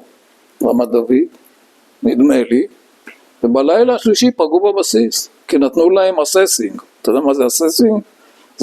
אססינג זה איפה פגעת. אז הם עשו תיקונים, בלילה השלישי פגעו ברמת דוד, הרגו טייס שלנו שהיה אז במגורים, וכתוצאה מזה אנחנו עברנו, כל הטייסים עברו לישון במקום במגורים בבסיס, בדתקים ליד המטוסים, שמו מזרונים, זה אני זוכר, ובלילה היו ישנים שם. עכשיו אני חושב על זה היום, אני אומר טייסים שעברו כל היום קרבות די קשים, ובלילה לא יכולים כל כך לישון, לא היה קל, אין שום השוואה למה שעבר על השריון פה, כן? אני לא אומר, מספר מה היה אצלנו. דבר שני, אני זוכר שהגיע לבקר ליאונרד כהן עם מתי כספי ואושיק לוי. כן, ופופיק, איך קראו לו? פופיק ארנון פופיק. פופיק ארנון, אותו אני זוכר, עם הבדיחות שלו. אז הם ניסו לעודד אותנו, עשו לנו ערב כזה על הדשא של הטייסת, ואולי אני אספר על טיסה אחת שאני עשיתי, שזה יכול להיות מעניין. יום אחד קורא לי במהלך המלחמה, מפקד הטייסת, אומר לי, אוקיי, אתה לוקח מטוס קל, טס לתל נוף, אתה מביא מטוס חדש ששלחו לנו מהאמריקאים. במהלך המלחמה, קיסינגר, אתה זוכר, עשה רכבת ישראל לארץ, והגיעו סקאיוקים, אני לא יודע בדיוק מאיפה, אני חושב שהם הגיעו לא בטיסה, אלא באוניות כאלה, מאירופה או משהו כזה, לא יודע מאיפה, אבל זה היו סקאיוקים בתגבור למלא את השורות, אלה שנפלו. אומר לי, סע תביא את הסקאיוק אלינו, מתל נוף, תעשה טיסת העברה. טוב, אני מגיע לתל נוף, ניגש לסקאיוק הזה, מתכונן, עושה סיבוב וזה, ואז אני פתאום רואה שני דברים מאוד חשובים. לסקאיוק הזה אין מצנח עצירה מאחורה, ואין לו מה שנקרא מחבלים. מה זה מחבלים? זה מין משטחי היגוי. טוב, אני אגמור את המשפט. מחבלים זה מין משטחים שבזמן הנחיתה, איך שאתה נוגע במסלול, הם עולים למעלה, והם עוזרים לך גם להיצמד למסלול ולעצור. ואין לו את הדבר הזה. יש לו רק מדפים שיורדים למטה. אז אני מתקשר לפקד טייסת, ואני אומר לו, תשמע, רק שתדע, זה המטוס. הוא אומר לי, מה? אין דבר כזה, אתה בטח לא בדקת. יאללה, תביא אותו כבר. טוב, עכשיו היה כבר, עוד מה אני זוכר על הטיסה הזאת, שהיה כבר לילה, אני ממריא מתל נוף, המדינה בחושך. מה שאתה הכרת עד עכשיו, אתה לא רואה, אתה מסתכל, אתה רואה רק את כמה מנורות דלוחות בגדה המערבית, כי הם לא קיבלו אתה מבין? אבל אין מדינה, אתה בשמיים כמו חושך מצרים. ולא היה לנו מטוס די פרימיטיבי, לא היה לנו אמצעי ניווט מי יודע מה, אז בעזרת הבקר הצלחתי להגיע לרמת דוד, הדליקו לי את האורות של המסלול, ונחתתי. עכשיו אמרתי לעצמי, אני אנסה לעצור, אמרתי להם בקשר, שימו לב, יכול להיות בעיות עצירה, תכינו את הרשת. רשת זה משהו בסוף המסלול. אמרתי, אני לא מכיר, אני אעצור, אם עצרתי יופי, לא עצרתי, נכנס לרשת. אתה מזכיר את הבדיחה עם אתה נוסע במנהרה ורואה שני אורות לפניך. אתה עובר באמצע, כן? ואיך שגמרתי את זה, קיבלו האורות, היה, אתה מבין. לא, מעניין אותי לדעת רגע, למה שולחים טייס כזה צעיר להביא כזה דבר? כי האחרים היו עסוקים בטיסות מבצעיות, מפציצים עניינים וזה, אתה אין לך מה לעשות, לך תביא את המטוס, מה, אתה כבר יודע לטוס. אתה מבין? זה בסדר. עוד טיסה אחת שעשיתי, זה אולי קשור לדברים אחרים, זה שהיינו עושים טיסות, קראו לזה אז תצפית אווירית, היינו לוקחים מטוס דו-מושבי, שמים עליו 3 מכלים של דלק, שיכול להיות באוויר 4 שעות, טס לתעלה, ותפקידו להתריע על שיגורים. אתה מבין? היינו עושים הלוך חזור שם לאורך התעלה, אני בבקסיט, מקדימה טייס אחר, ומנסים לראות שיגורים, אני לא זוכר שראינו משהו. מקם אנושי. מקם אנושי. רק ללמדך עד כמה, איזה בעיה ענקית הייתה לחיל האוויר עם הטילים האלה. אוקיי, מה עוד אני אספר לך על מלחמת? אני רוצה רגע רגשות, הרגשת איזה פספוס גדול שבעצם אתה מצד אחד טייס ומצד שני מלחמה ואתה בעצם אז כן. לא עושה כלום. אז כן, במיוחד שאנחנו למדנו על הקרב על בריטניה, שאנשים עלו לקרב עם 7 שעות טיסה, הם בקושי עשו סולו, שלחו אותם לקרב, לא הייתה ברירה. אבל המצב שלנו, אנחנו לחצנו, אני לא זוכר שאני אישית, היה לי איזה תסכול גדול, אבל אני זוכר שכל הקורס שלנו, כל הזמן לחץ המפקד הטייסת, תן לנו לטוס, מה? אבל הוא הסתכל על זה ואמר, יש לי מספיק טייסים, לא חסר, אתה מבין? ואומנם חלק מהם הוא בעומס גדול של נניח 2-3 טיסות קרביות ביום, שזה הרבה, אבל בשביל זה לא נקריב טייס, כי רק אחר כך כשאני קצת התקדמתי ונהייתי מוביל, הבנתי עד כמה לא היה לי מושג בתור, אתה מבין? אתה חושב שאתה מלך העולם, אבל אתה בעצם רק התחלת, אתה עוד לא ממש מבין מה זה טיסה קרבית. טוב, אולי אני באמת ארחיב אולי טיפה מה זה הסקאיוק הזה. אז בתקופה, קודם כל הסקאיוקים הגיעו מאמריקה אחרי שהיה את החרם של הצרפתים, ואז האמריקאים התרצו ונתנו לנו פנטומים וסקאיוקים, אוקיי? והסקאיוק הוא כבר אז היה נחשב, איך שהוא הגיע לארץ הוא כבר היה קו שני, כן? אז היו בארץ בעצם סקאיוקים ופנטומים שנחשבו קו ראשון, הם היו מטוסי הקרב שגם עושים קרבות אוויר, מפילים את אותה אויב. אוקיי, ובאמת הסקאיוקים היו מטוסי הקו השני, זאת אומרת לא היו מטוסים שמיועדים להפיל מטוסים אחרים, גם בחיל האוויר האמריקאי הם לא היו מטוסי יירוט, אלא הפצצה. אוקיי, למרות שאפשר היה להרכיב עליו טילים אוויר, ואז אם הוא היה מגיע למצב שהוא יכול לראות טיל, אז הוא יכול להפיל מטוס אויב. ודרך אגב, יכולת התמרון שלו בגובה נמוך, שזה מתחת, אני יודע, נמוך זה יכול להיות גם ב-4,000 רגל, הוא היה לו כושר תמרון מצוין. זאת אומרת, אם היית צריך להתמודד עם מיגים, היית יורד לגובה נמוך, ושם הוא לא היה מצליח להפיל אותך. הוא היה זריז ואנרגטי, אבל המנוע שלו לא היה לו מעבר אחורי, ולכן כשאתה עולה בגובה אז הוא מתחיל לאבד את הזה, והוא לא מיועד להתמודד עם השורה הראשונה. ובחיל האוויר מה היו עושים? היו באמת קודם כל משתמשים בו להפצצה, בזה הוא היה מאוד יעיל, רק לצורך השוואה, לפניו המפציץ הידוע זה היה הווטור, שגם כן הוא היה בטייסת 110 דרך אגב. לחיל האוויר הייתה טייסת אחת של מפציצים לפני הסקאיוק, וזה היו הווטורים, שהיא הייתה טייסת 110, אותה טייסת. הווטור היה מטוס ענק עם 2 מנועים וכל זה וזה. הסקאיוק הקטן היה לוקח את אותו כמות חימוש כמו הווטור. זה דור אחר של מנועים. כן, אבל המון חימוש, אתה מבין? כבד. עכשיו, אז הוא היה מאוד יעיל גם מבחינת הצריכת דלק, ולכן לא הייתה בעיה להגיע איתו לכל המזרח התיכון. אם זה היה מאוד רחוק, היית צריך לקחת נתיקים, ואז פחות פצצות, אבל זה לא כך חשוב. אבל מסלול הקידום בחיל האוויר היה שאתה מתחיל על סקאיוק, בקרב, ואם אתה טוב אתה עובר לירות, למטוסים המתקדמים. מה זה ירות? או מיראז' או סקאי, או פנטום, זה מה שהיה אז, זה עוד לפני הדור של ה-F-16.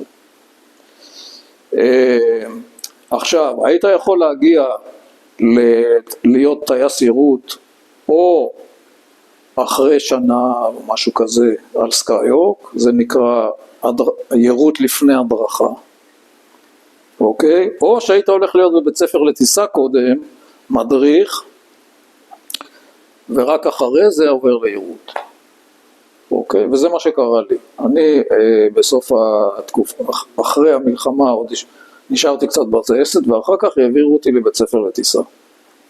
אוקיי? הם כנראה החליטו שאני עוד לא מספיק בשל מבחינת הרמה שלי להגיע ישר לטייסת הירות.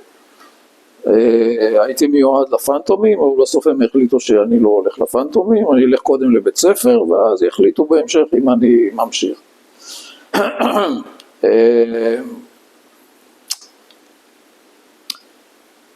זהו, עכשיו, אז הגעתי לבית ספר לטיסה, אבל מה שקרה באותו זמן גם, זה שהכרתי את רונית, אשתי היום, בבסיס ברמת דוד, זה לא היה דבר יוצא דופן דרך אגב, גם חתונה מוקדמת, סביבות גיל 20 פלוס משהו, וגם שמאנשים מכירים בצבא, זה היה די מקובל, וזה מה שקרה גם לנו, היא הייתה פקידה בטייסת המיראז'ים של הבסיס, ואני גנבתי אותה. זהו, אז כשעברתי להדריך בחצרים, אז היא החליטה שאחרי כמה זמן, אז מה היה קורה בהתחלה? הייתי בא מחצרים לפגוש אותה ברמת דוד, כי הייתי מגיע עוד לטייסת 110 לעשות עצח, נתקלת במונח הזה, הצבת חירום, כן. מה זה אומר? זה לא רק שבחירום אתה בא לטייסת, אלא גם אתה צריך כל הזמן לשמור על רמה. אז פעם בשבוע אתה מגיע לבסיס לטוס על הסקאיוק, למרות שאתה מדריך ביום יום על הצוקית, או משהו אחר. וככה הייתי מגיע לרמת דוד, עד שיום אחד החליט, טוב, החלטנו שאנחנו מתחתנים, ואז היא עברה לגור בחצרים, במגורי משפחות. אוקיי? זהו, הגעתי לבית ספר לטיסה, ועברתי כמעט את כל הטייסות של בית ספר, חוץ מפייפרים, הדרכתי גם על הצוקית, גם על הסקאיוק במתקדם, הייתי מדריך של הסקאיוק, על הסקאיוק, וגם קצת, לא הרבה, בטייסת נווטים, שהם היו טסים על צוקית, כאשר המדריך יושב מקדימה, והנווט מאחורה, זה היה יופי של דבר, לטוס מקדימה עוד פעם על הצוקית, היה כיף גדול. וגם הדרכתי בסוף בקורס מדריכי טיסה, זאת אומרת להדריך את המדריכים החדשים, שזה היה הרמה הכי גבוהה שאתה יכול להגיע אולי בטיסה על צוקית.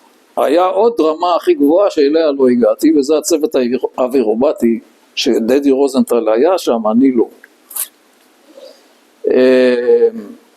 זהו, עכשיו הגיע שנת 77, והייתי צריך להשתחרר במרץ 77 לפי החתימה שלי. הציעו לי לעבור לפנטום, אבל אמרתי להם, חבר'ה, די, צבא מספיק לי, אני לא נשאר.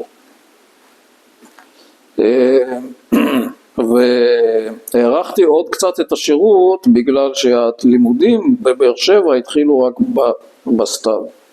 אז השתחררתי נדמה לי אוגוסט 77. אז טוב, מכאן זה כבר מתחיל החיים שלי אחרי מלחמת יום כיפור, שבה אני אולי קצת אקצר, אם אתה רוצה תשאל.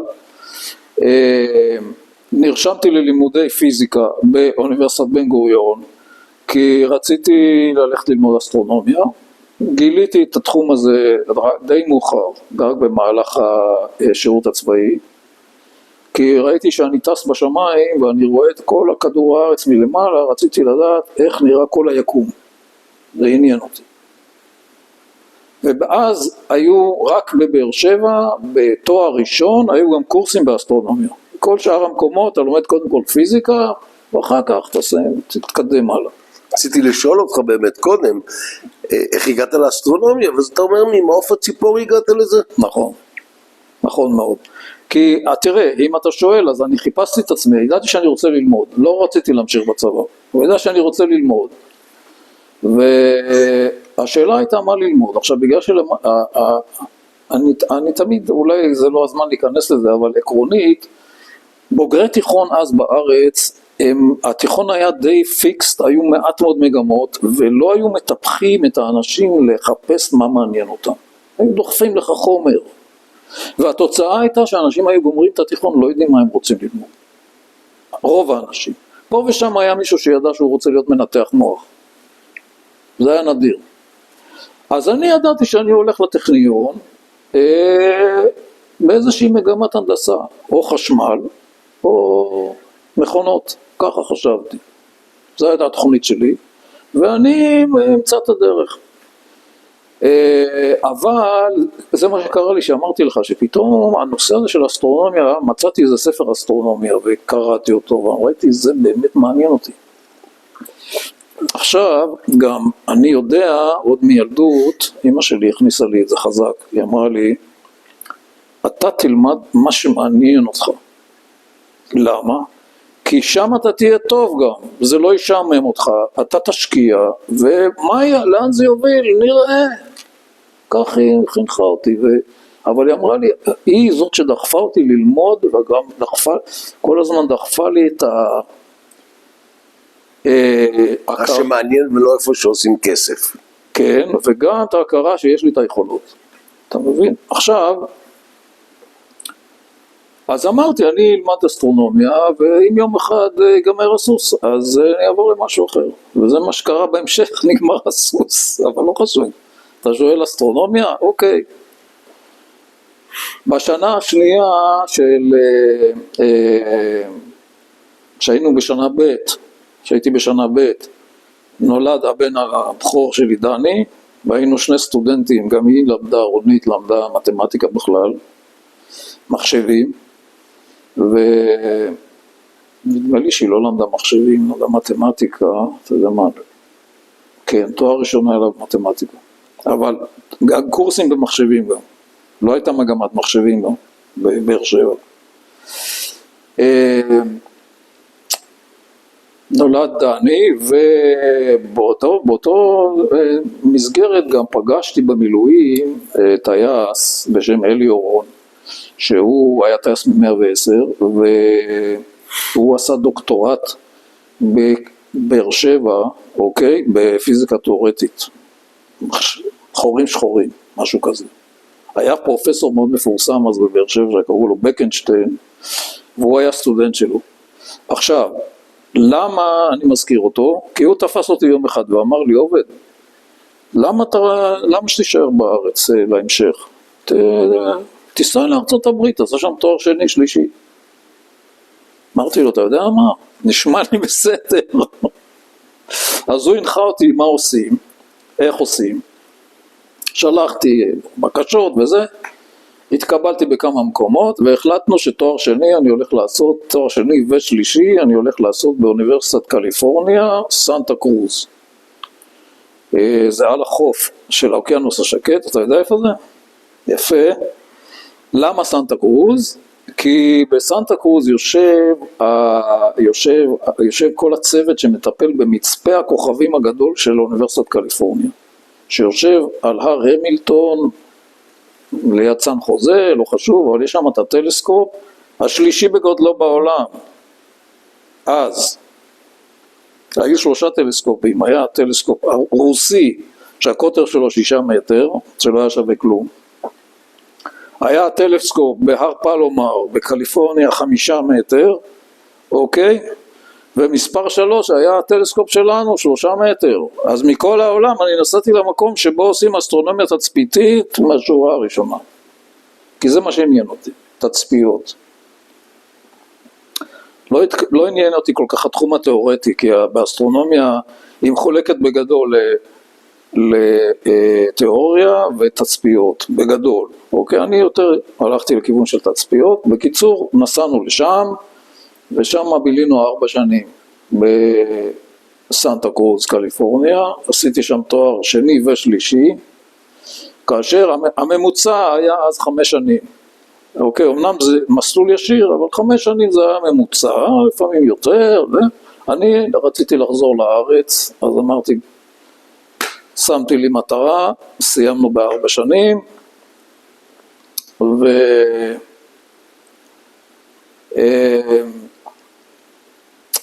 אוקיי, ואז קרה הדבר הבא. מה ההמשך? חשבתי שאם אני לא אמצא שום דבר, כי אתה יודע, לקראת סוף הדוקטורט אתה מתחיל לחפש כל מיני מקומות איפה להמשיך, אבל אני חיפשתי רק בארץ. כי לא רציתי להמשיך בארצות הברית. בארצות הברית יש המון אפשרויות, אוקיי? וגם הרמות שונות, מהכי טובים לפחות, פחות, אתה משתלב איפה שאתה מתאים.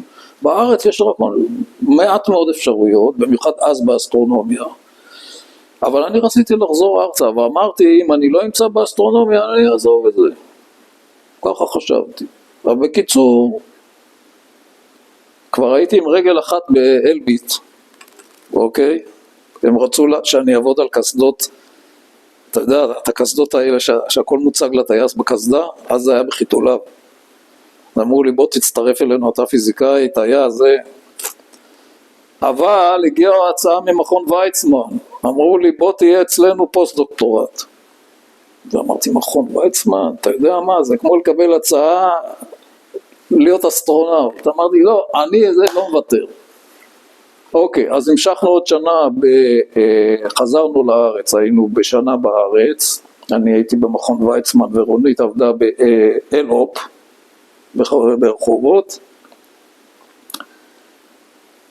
ואז הגיעה אליי הצעה עוד יותר טובה, מהמכון המדעי של טלסקופ החלל, שיושב בבולטימור, מרילנד.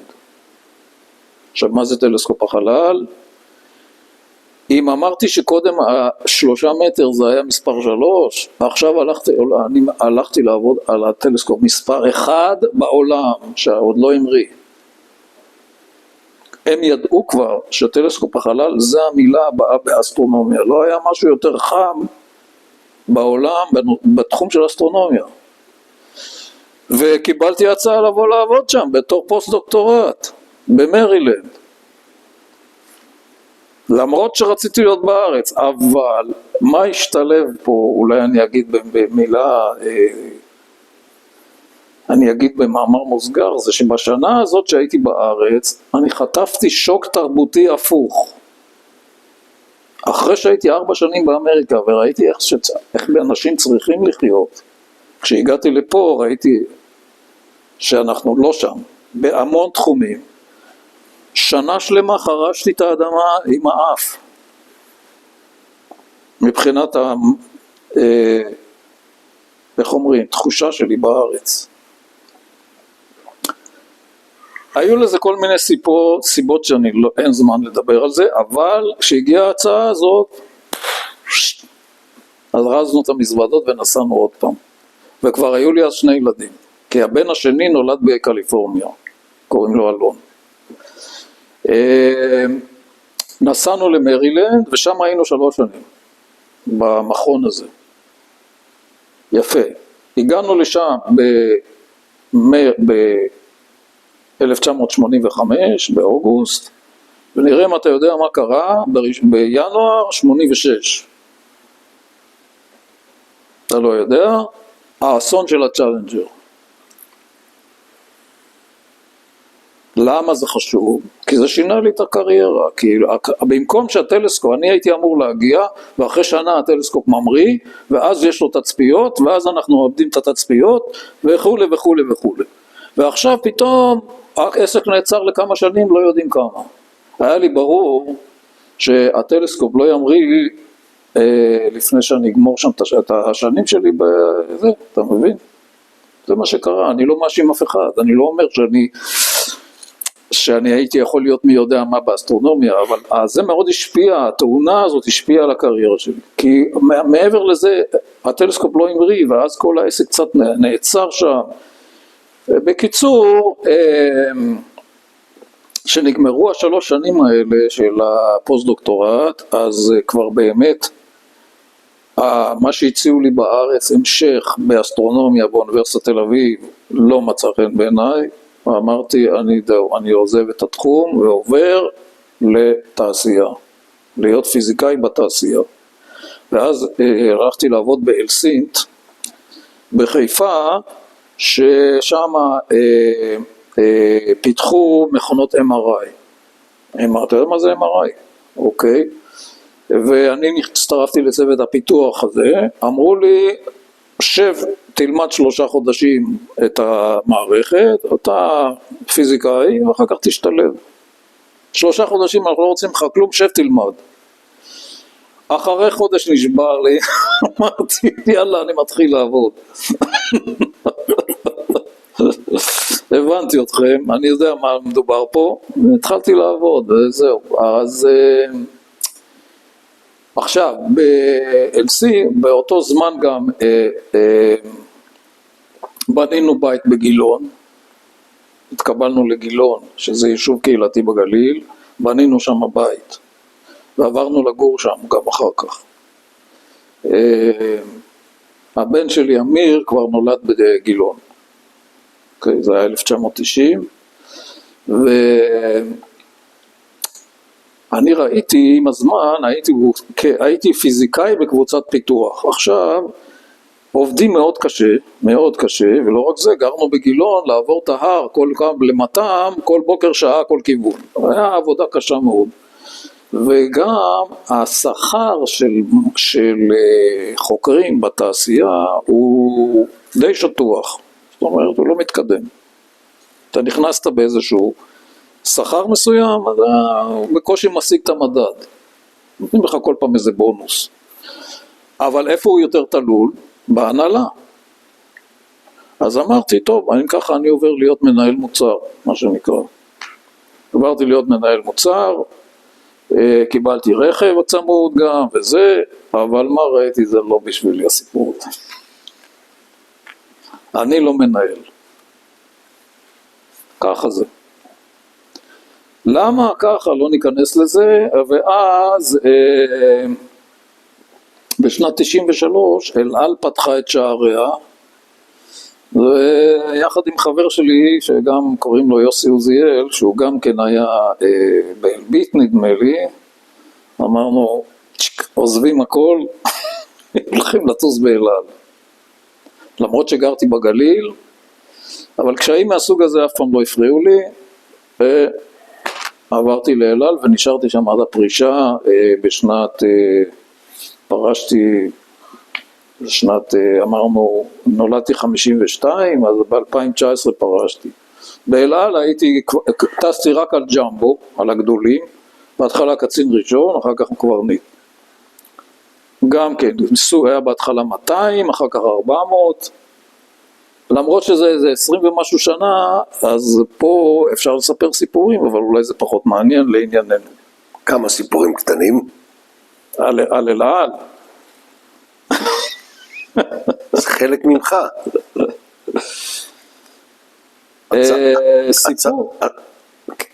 סיפור אחד, זה אולי אם אתה שואל על אל על, תן לי רגע, לא הכנתי לי בראש סיפורים, אבל יש סיפור שיושב לי, הפעם היחידה שבה נחתתי, לא הפעם היחידה, אבל הייתה פעם אחת שנחתנו בדרך לניו יורק, בעצם מניו יורק לארץ. וכשאתה טס מניו יורק לארץ, מטוס נוסעים,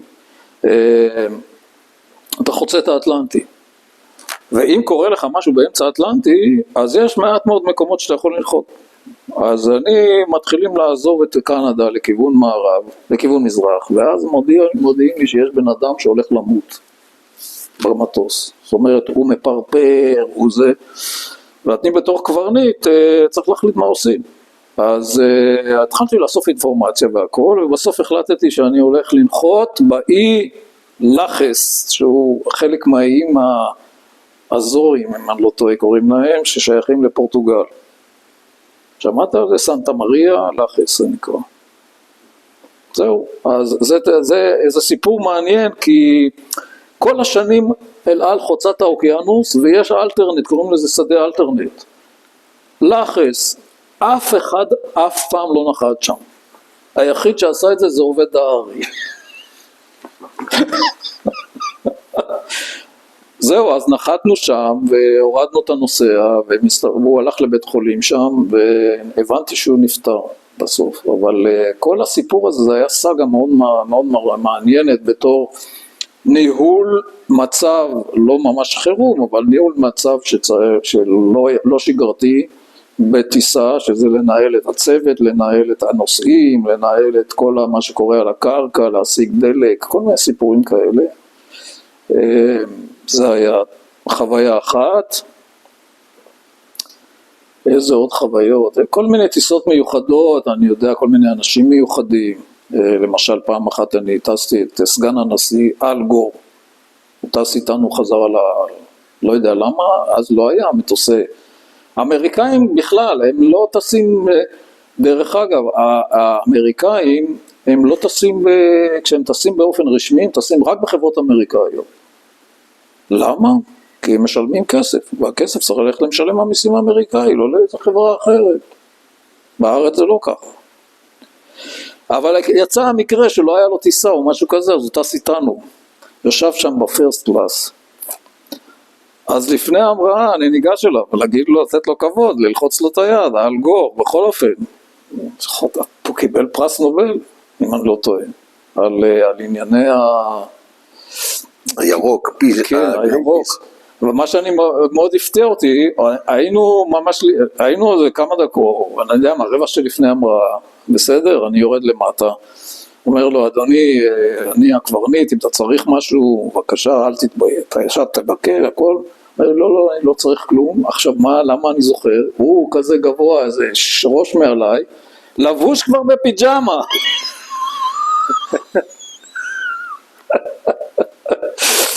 זה אני, אתה יודע, בשר ודם לגמרי. זה סיפור מסוג כזה. אני רוצה שתשלים לי משהו קצת. אני גם אגיד, אוקיי, קריירה תעופתית יש לי בערך 40 שנה, משהו כזה. מספר ההמראות שלי שווה למספר הנחיתות. כולל באל על, לא היה לי אפילו, לא שרטתי את המטוס אף פעם בכלום.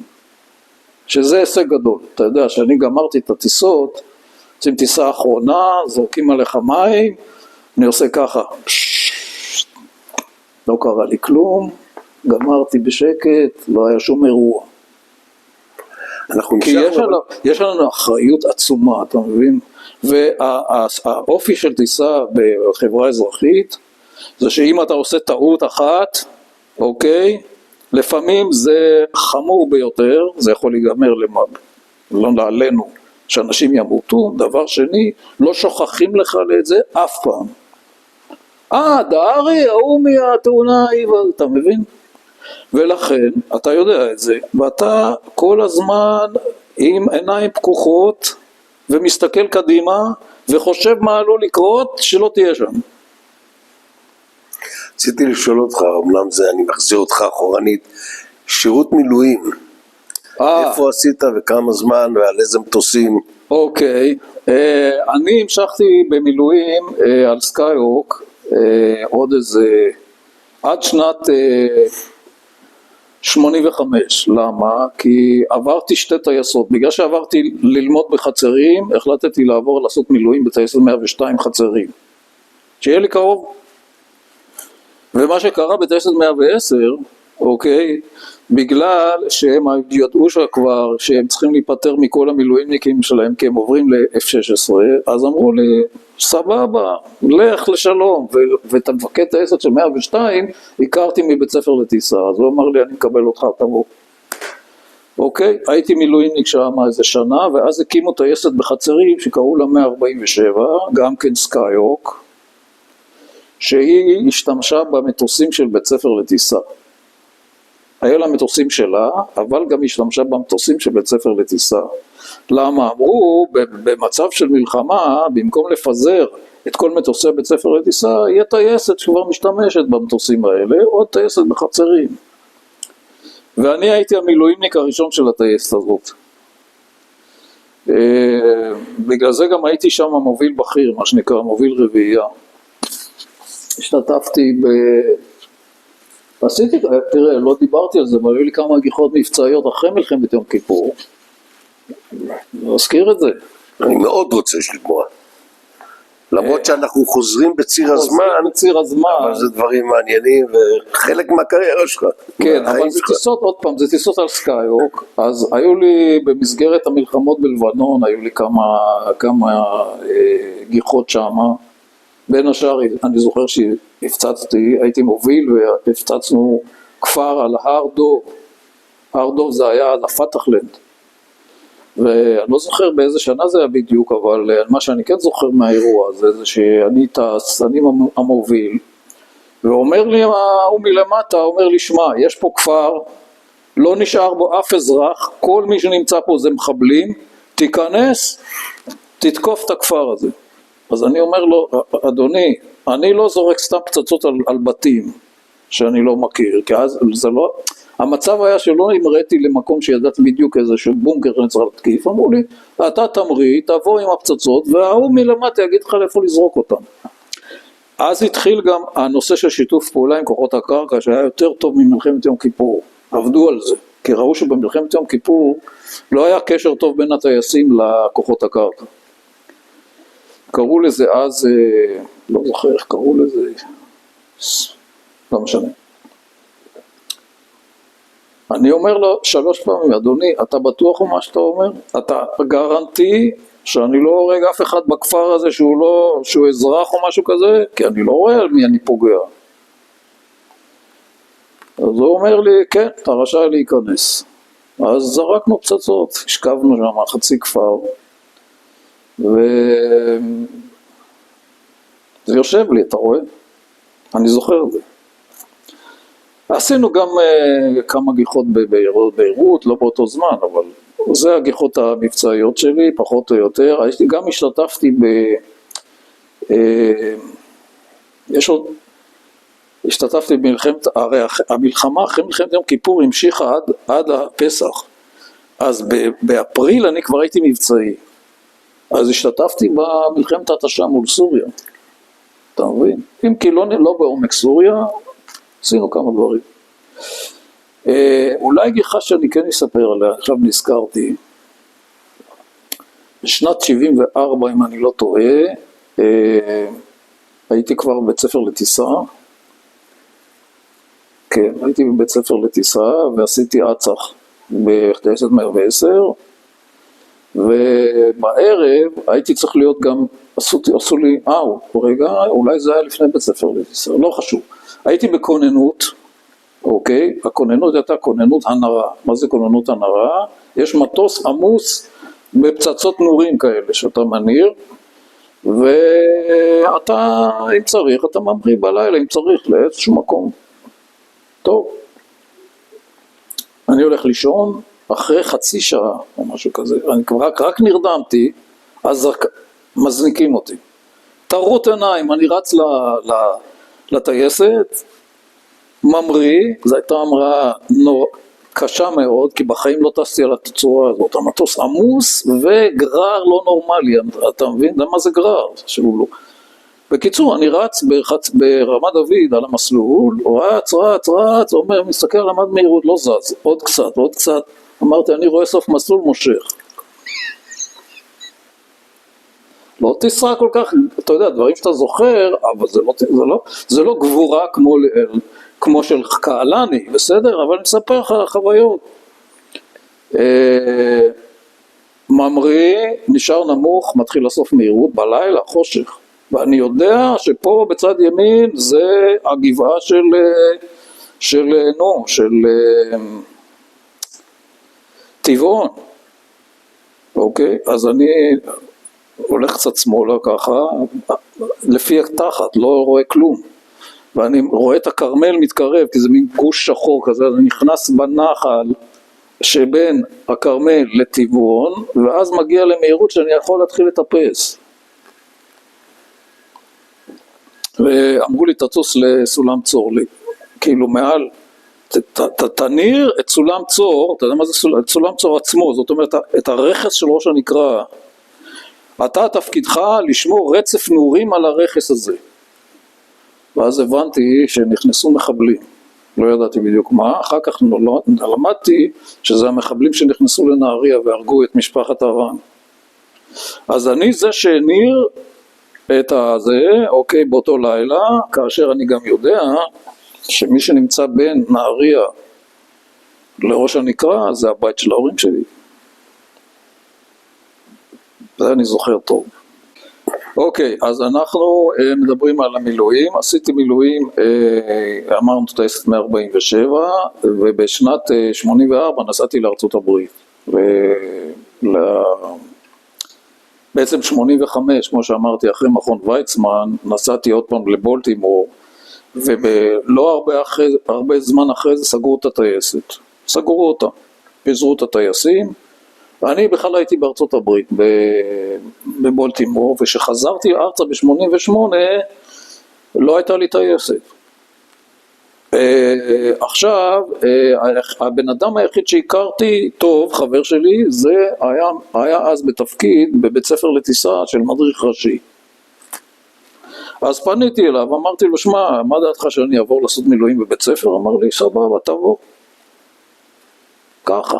באתי לה, אז היה פחות מקובל שמילואימניקים עושים שם הדרכה, היום זה מאוד מקובל.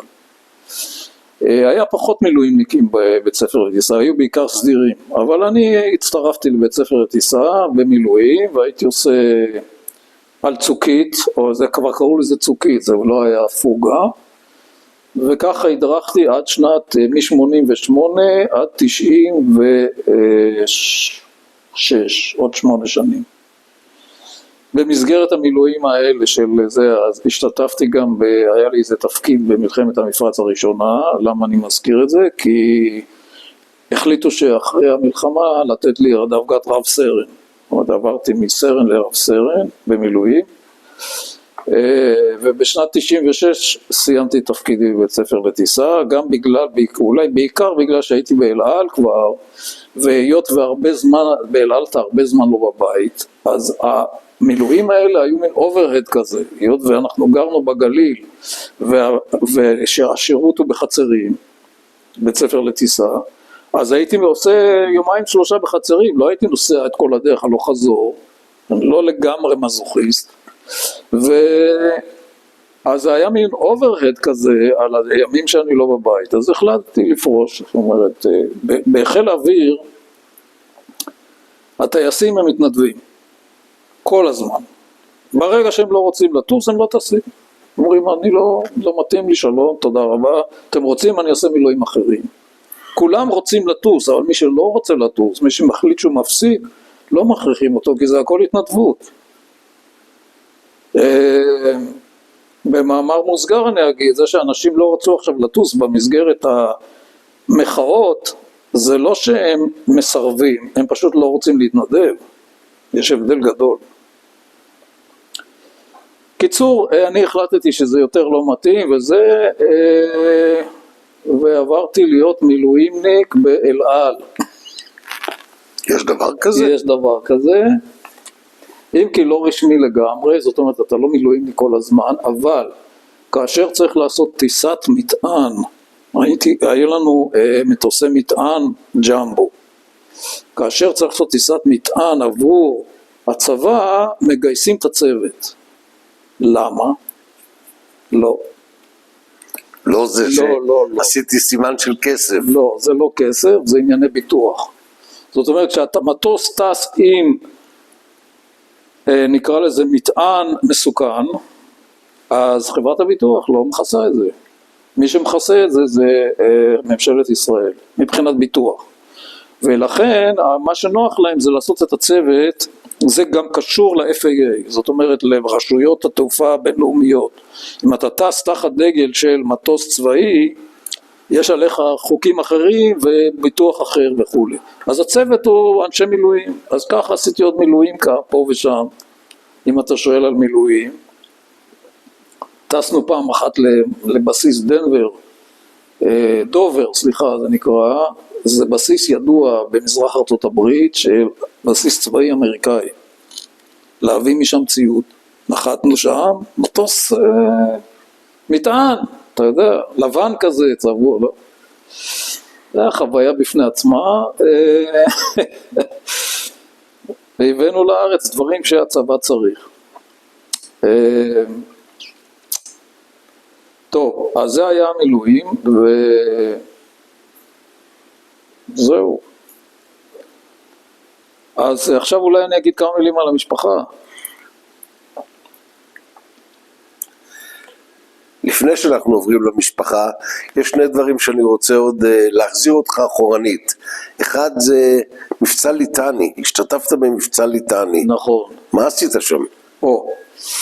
תראה, המבצע ליטני היה 1981 בקיץ, ואנחנו היינו אז בקליפורניה. התחלתי ב-1980 בקליפורניה את הלימודי דוקטורט שלי, אז בעצם זה היה רק תואר ראשון, לא חשוב. אבל בקיץ, מה שהיה נהוג אז, להביא אנשים שרוצים לעשות מילואים, לבוא לארץ. אז הייתי עוד בקשר עם הטייסת שעוד לא נסגרה, היא נסגרה רק אחרי זה.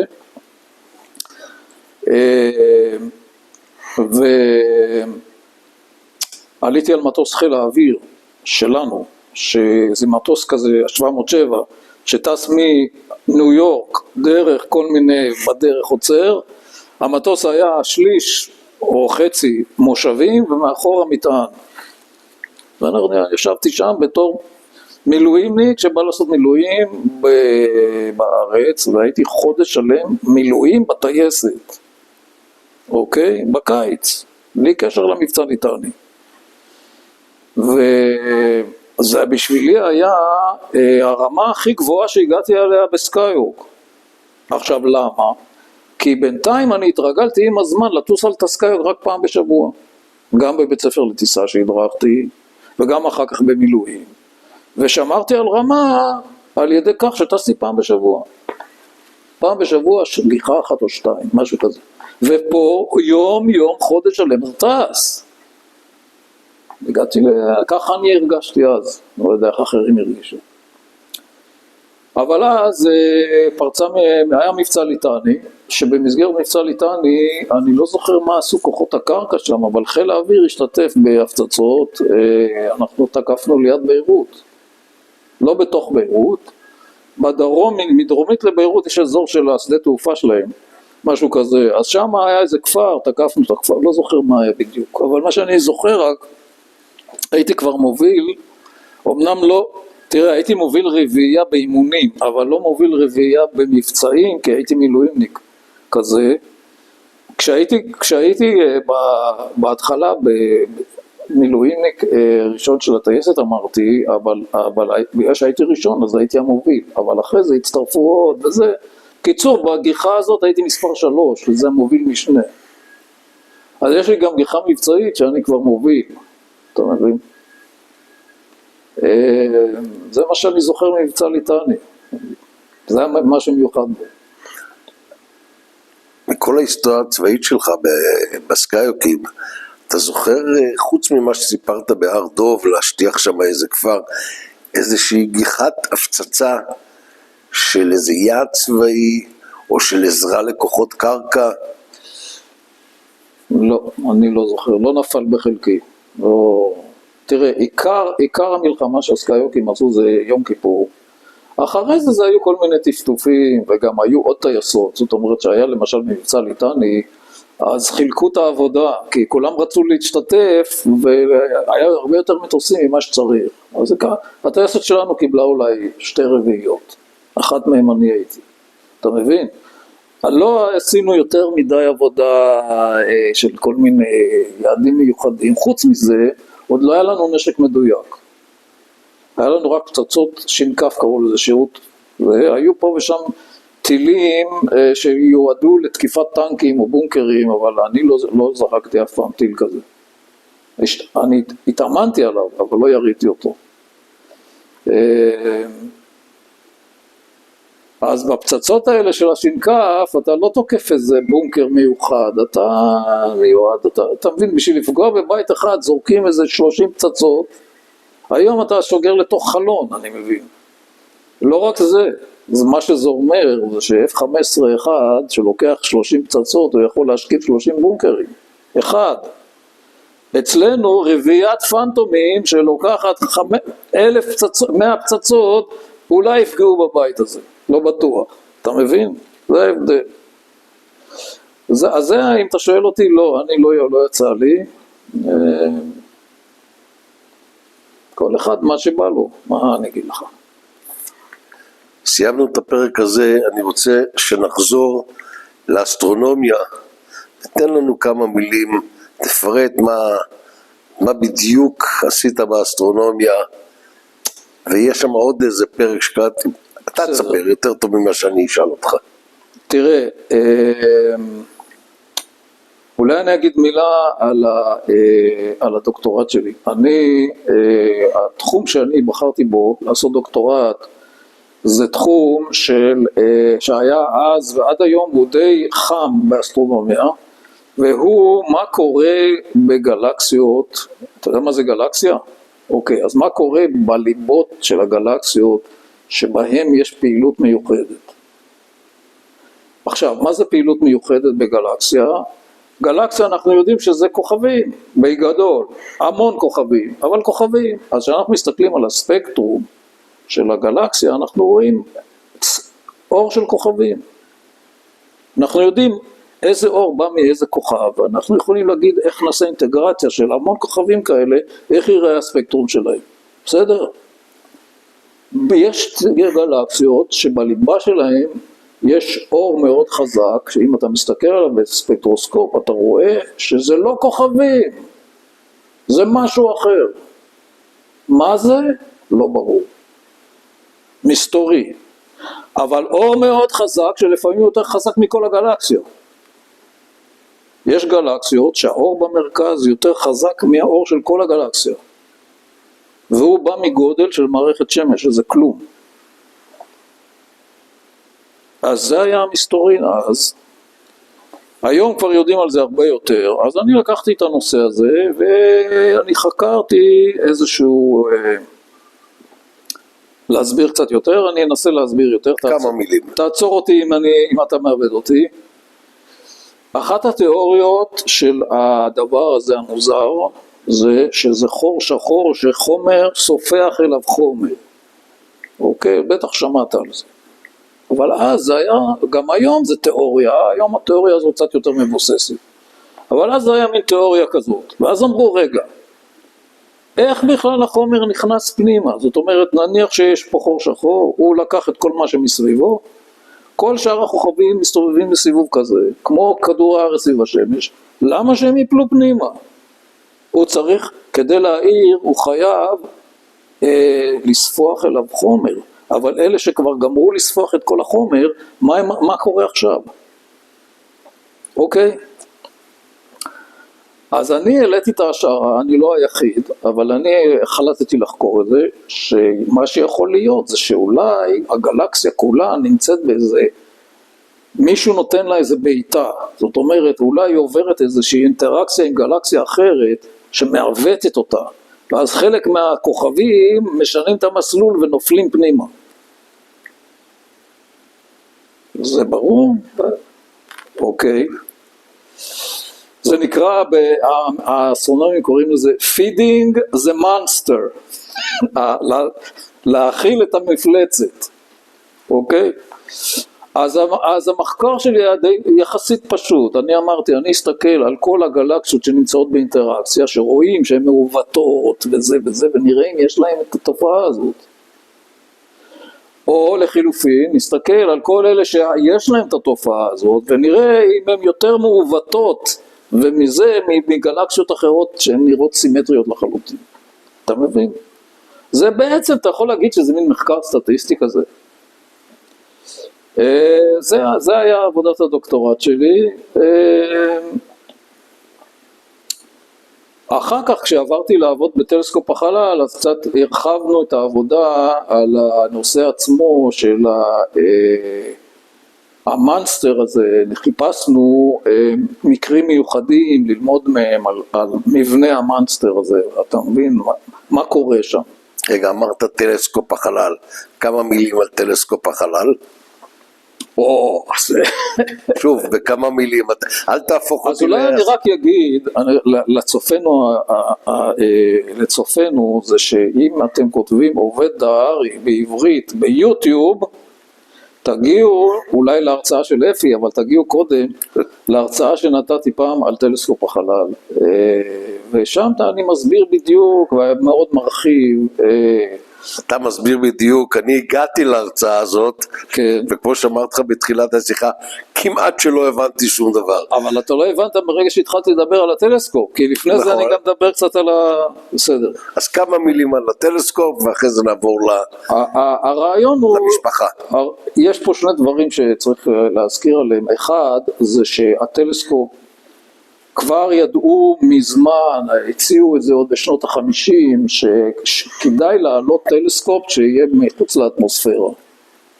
אוקיי? לא הטלסקופים שיושבים על כדור הארץ הם מוגבלים.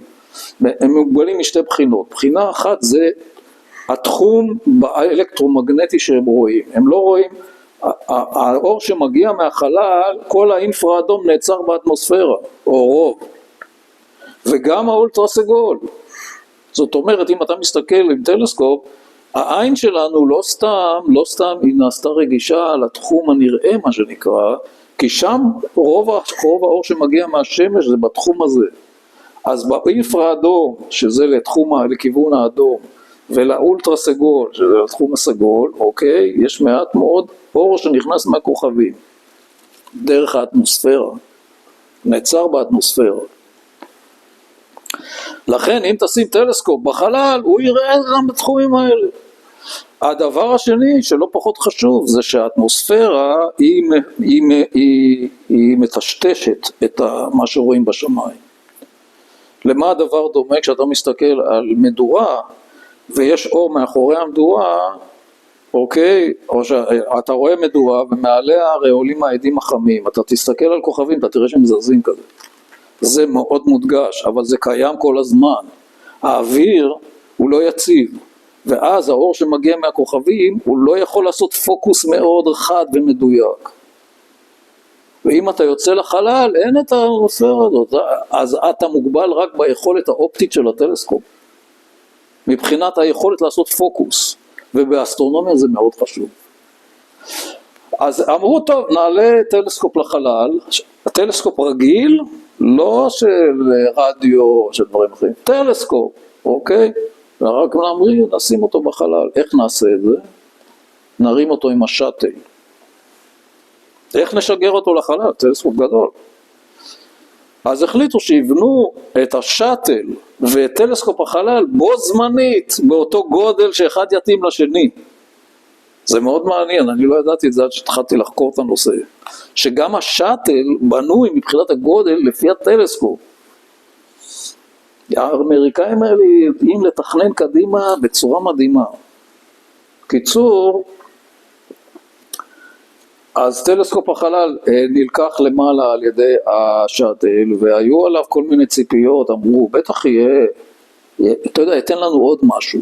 אבל מסתבר שזה מהפכה עצומה באסטרונומיה, מאז שהוא התחיל לעבוד.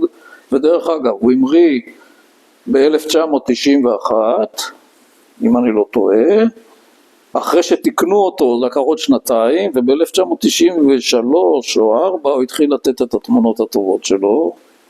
היום אנחנו ב-2023, כמה 6. עברו מעל 30 שנה, הוא עדיין עובד. אותו טלסקופ? אותו טלסקופ עוד עובד ועובד טוב ומשתמשים בו, למה? כי הוא עובד על תאי השמש הגדולים שיש לו, אז אין לו מגבלת האנרגיה. לעומת טלסקופים אחרים שלפעמים נגמר להם הדלק וזהו. הלוויינים אני מדבר, אוקיי? אז הוא עובד עד היום, ולא רק שהוא עובד, אלא יש תור גדול לקבל זמן תצפית עליו.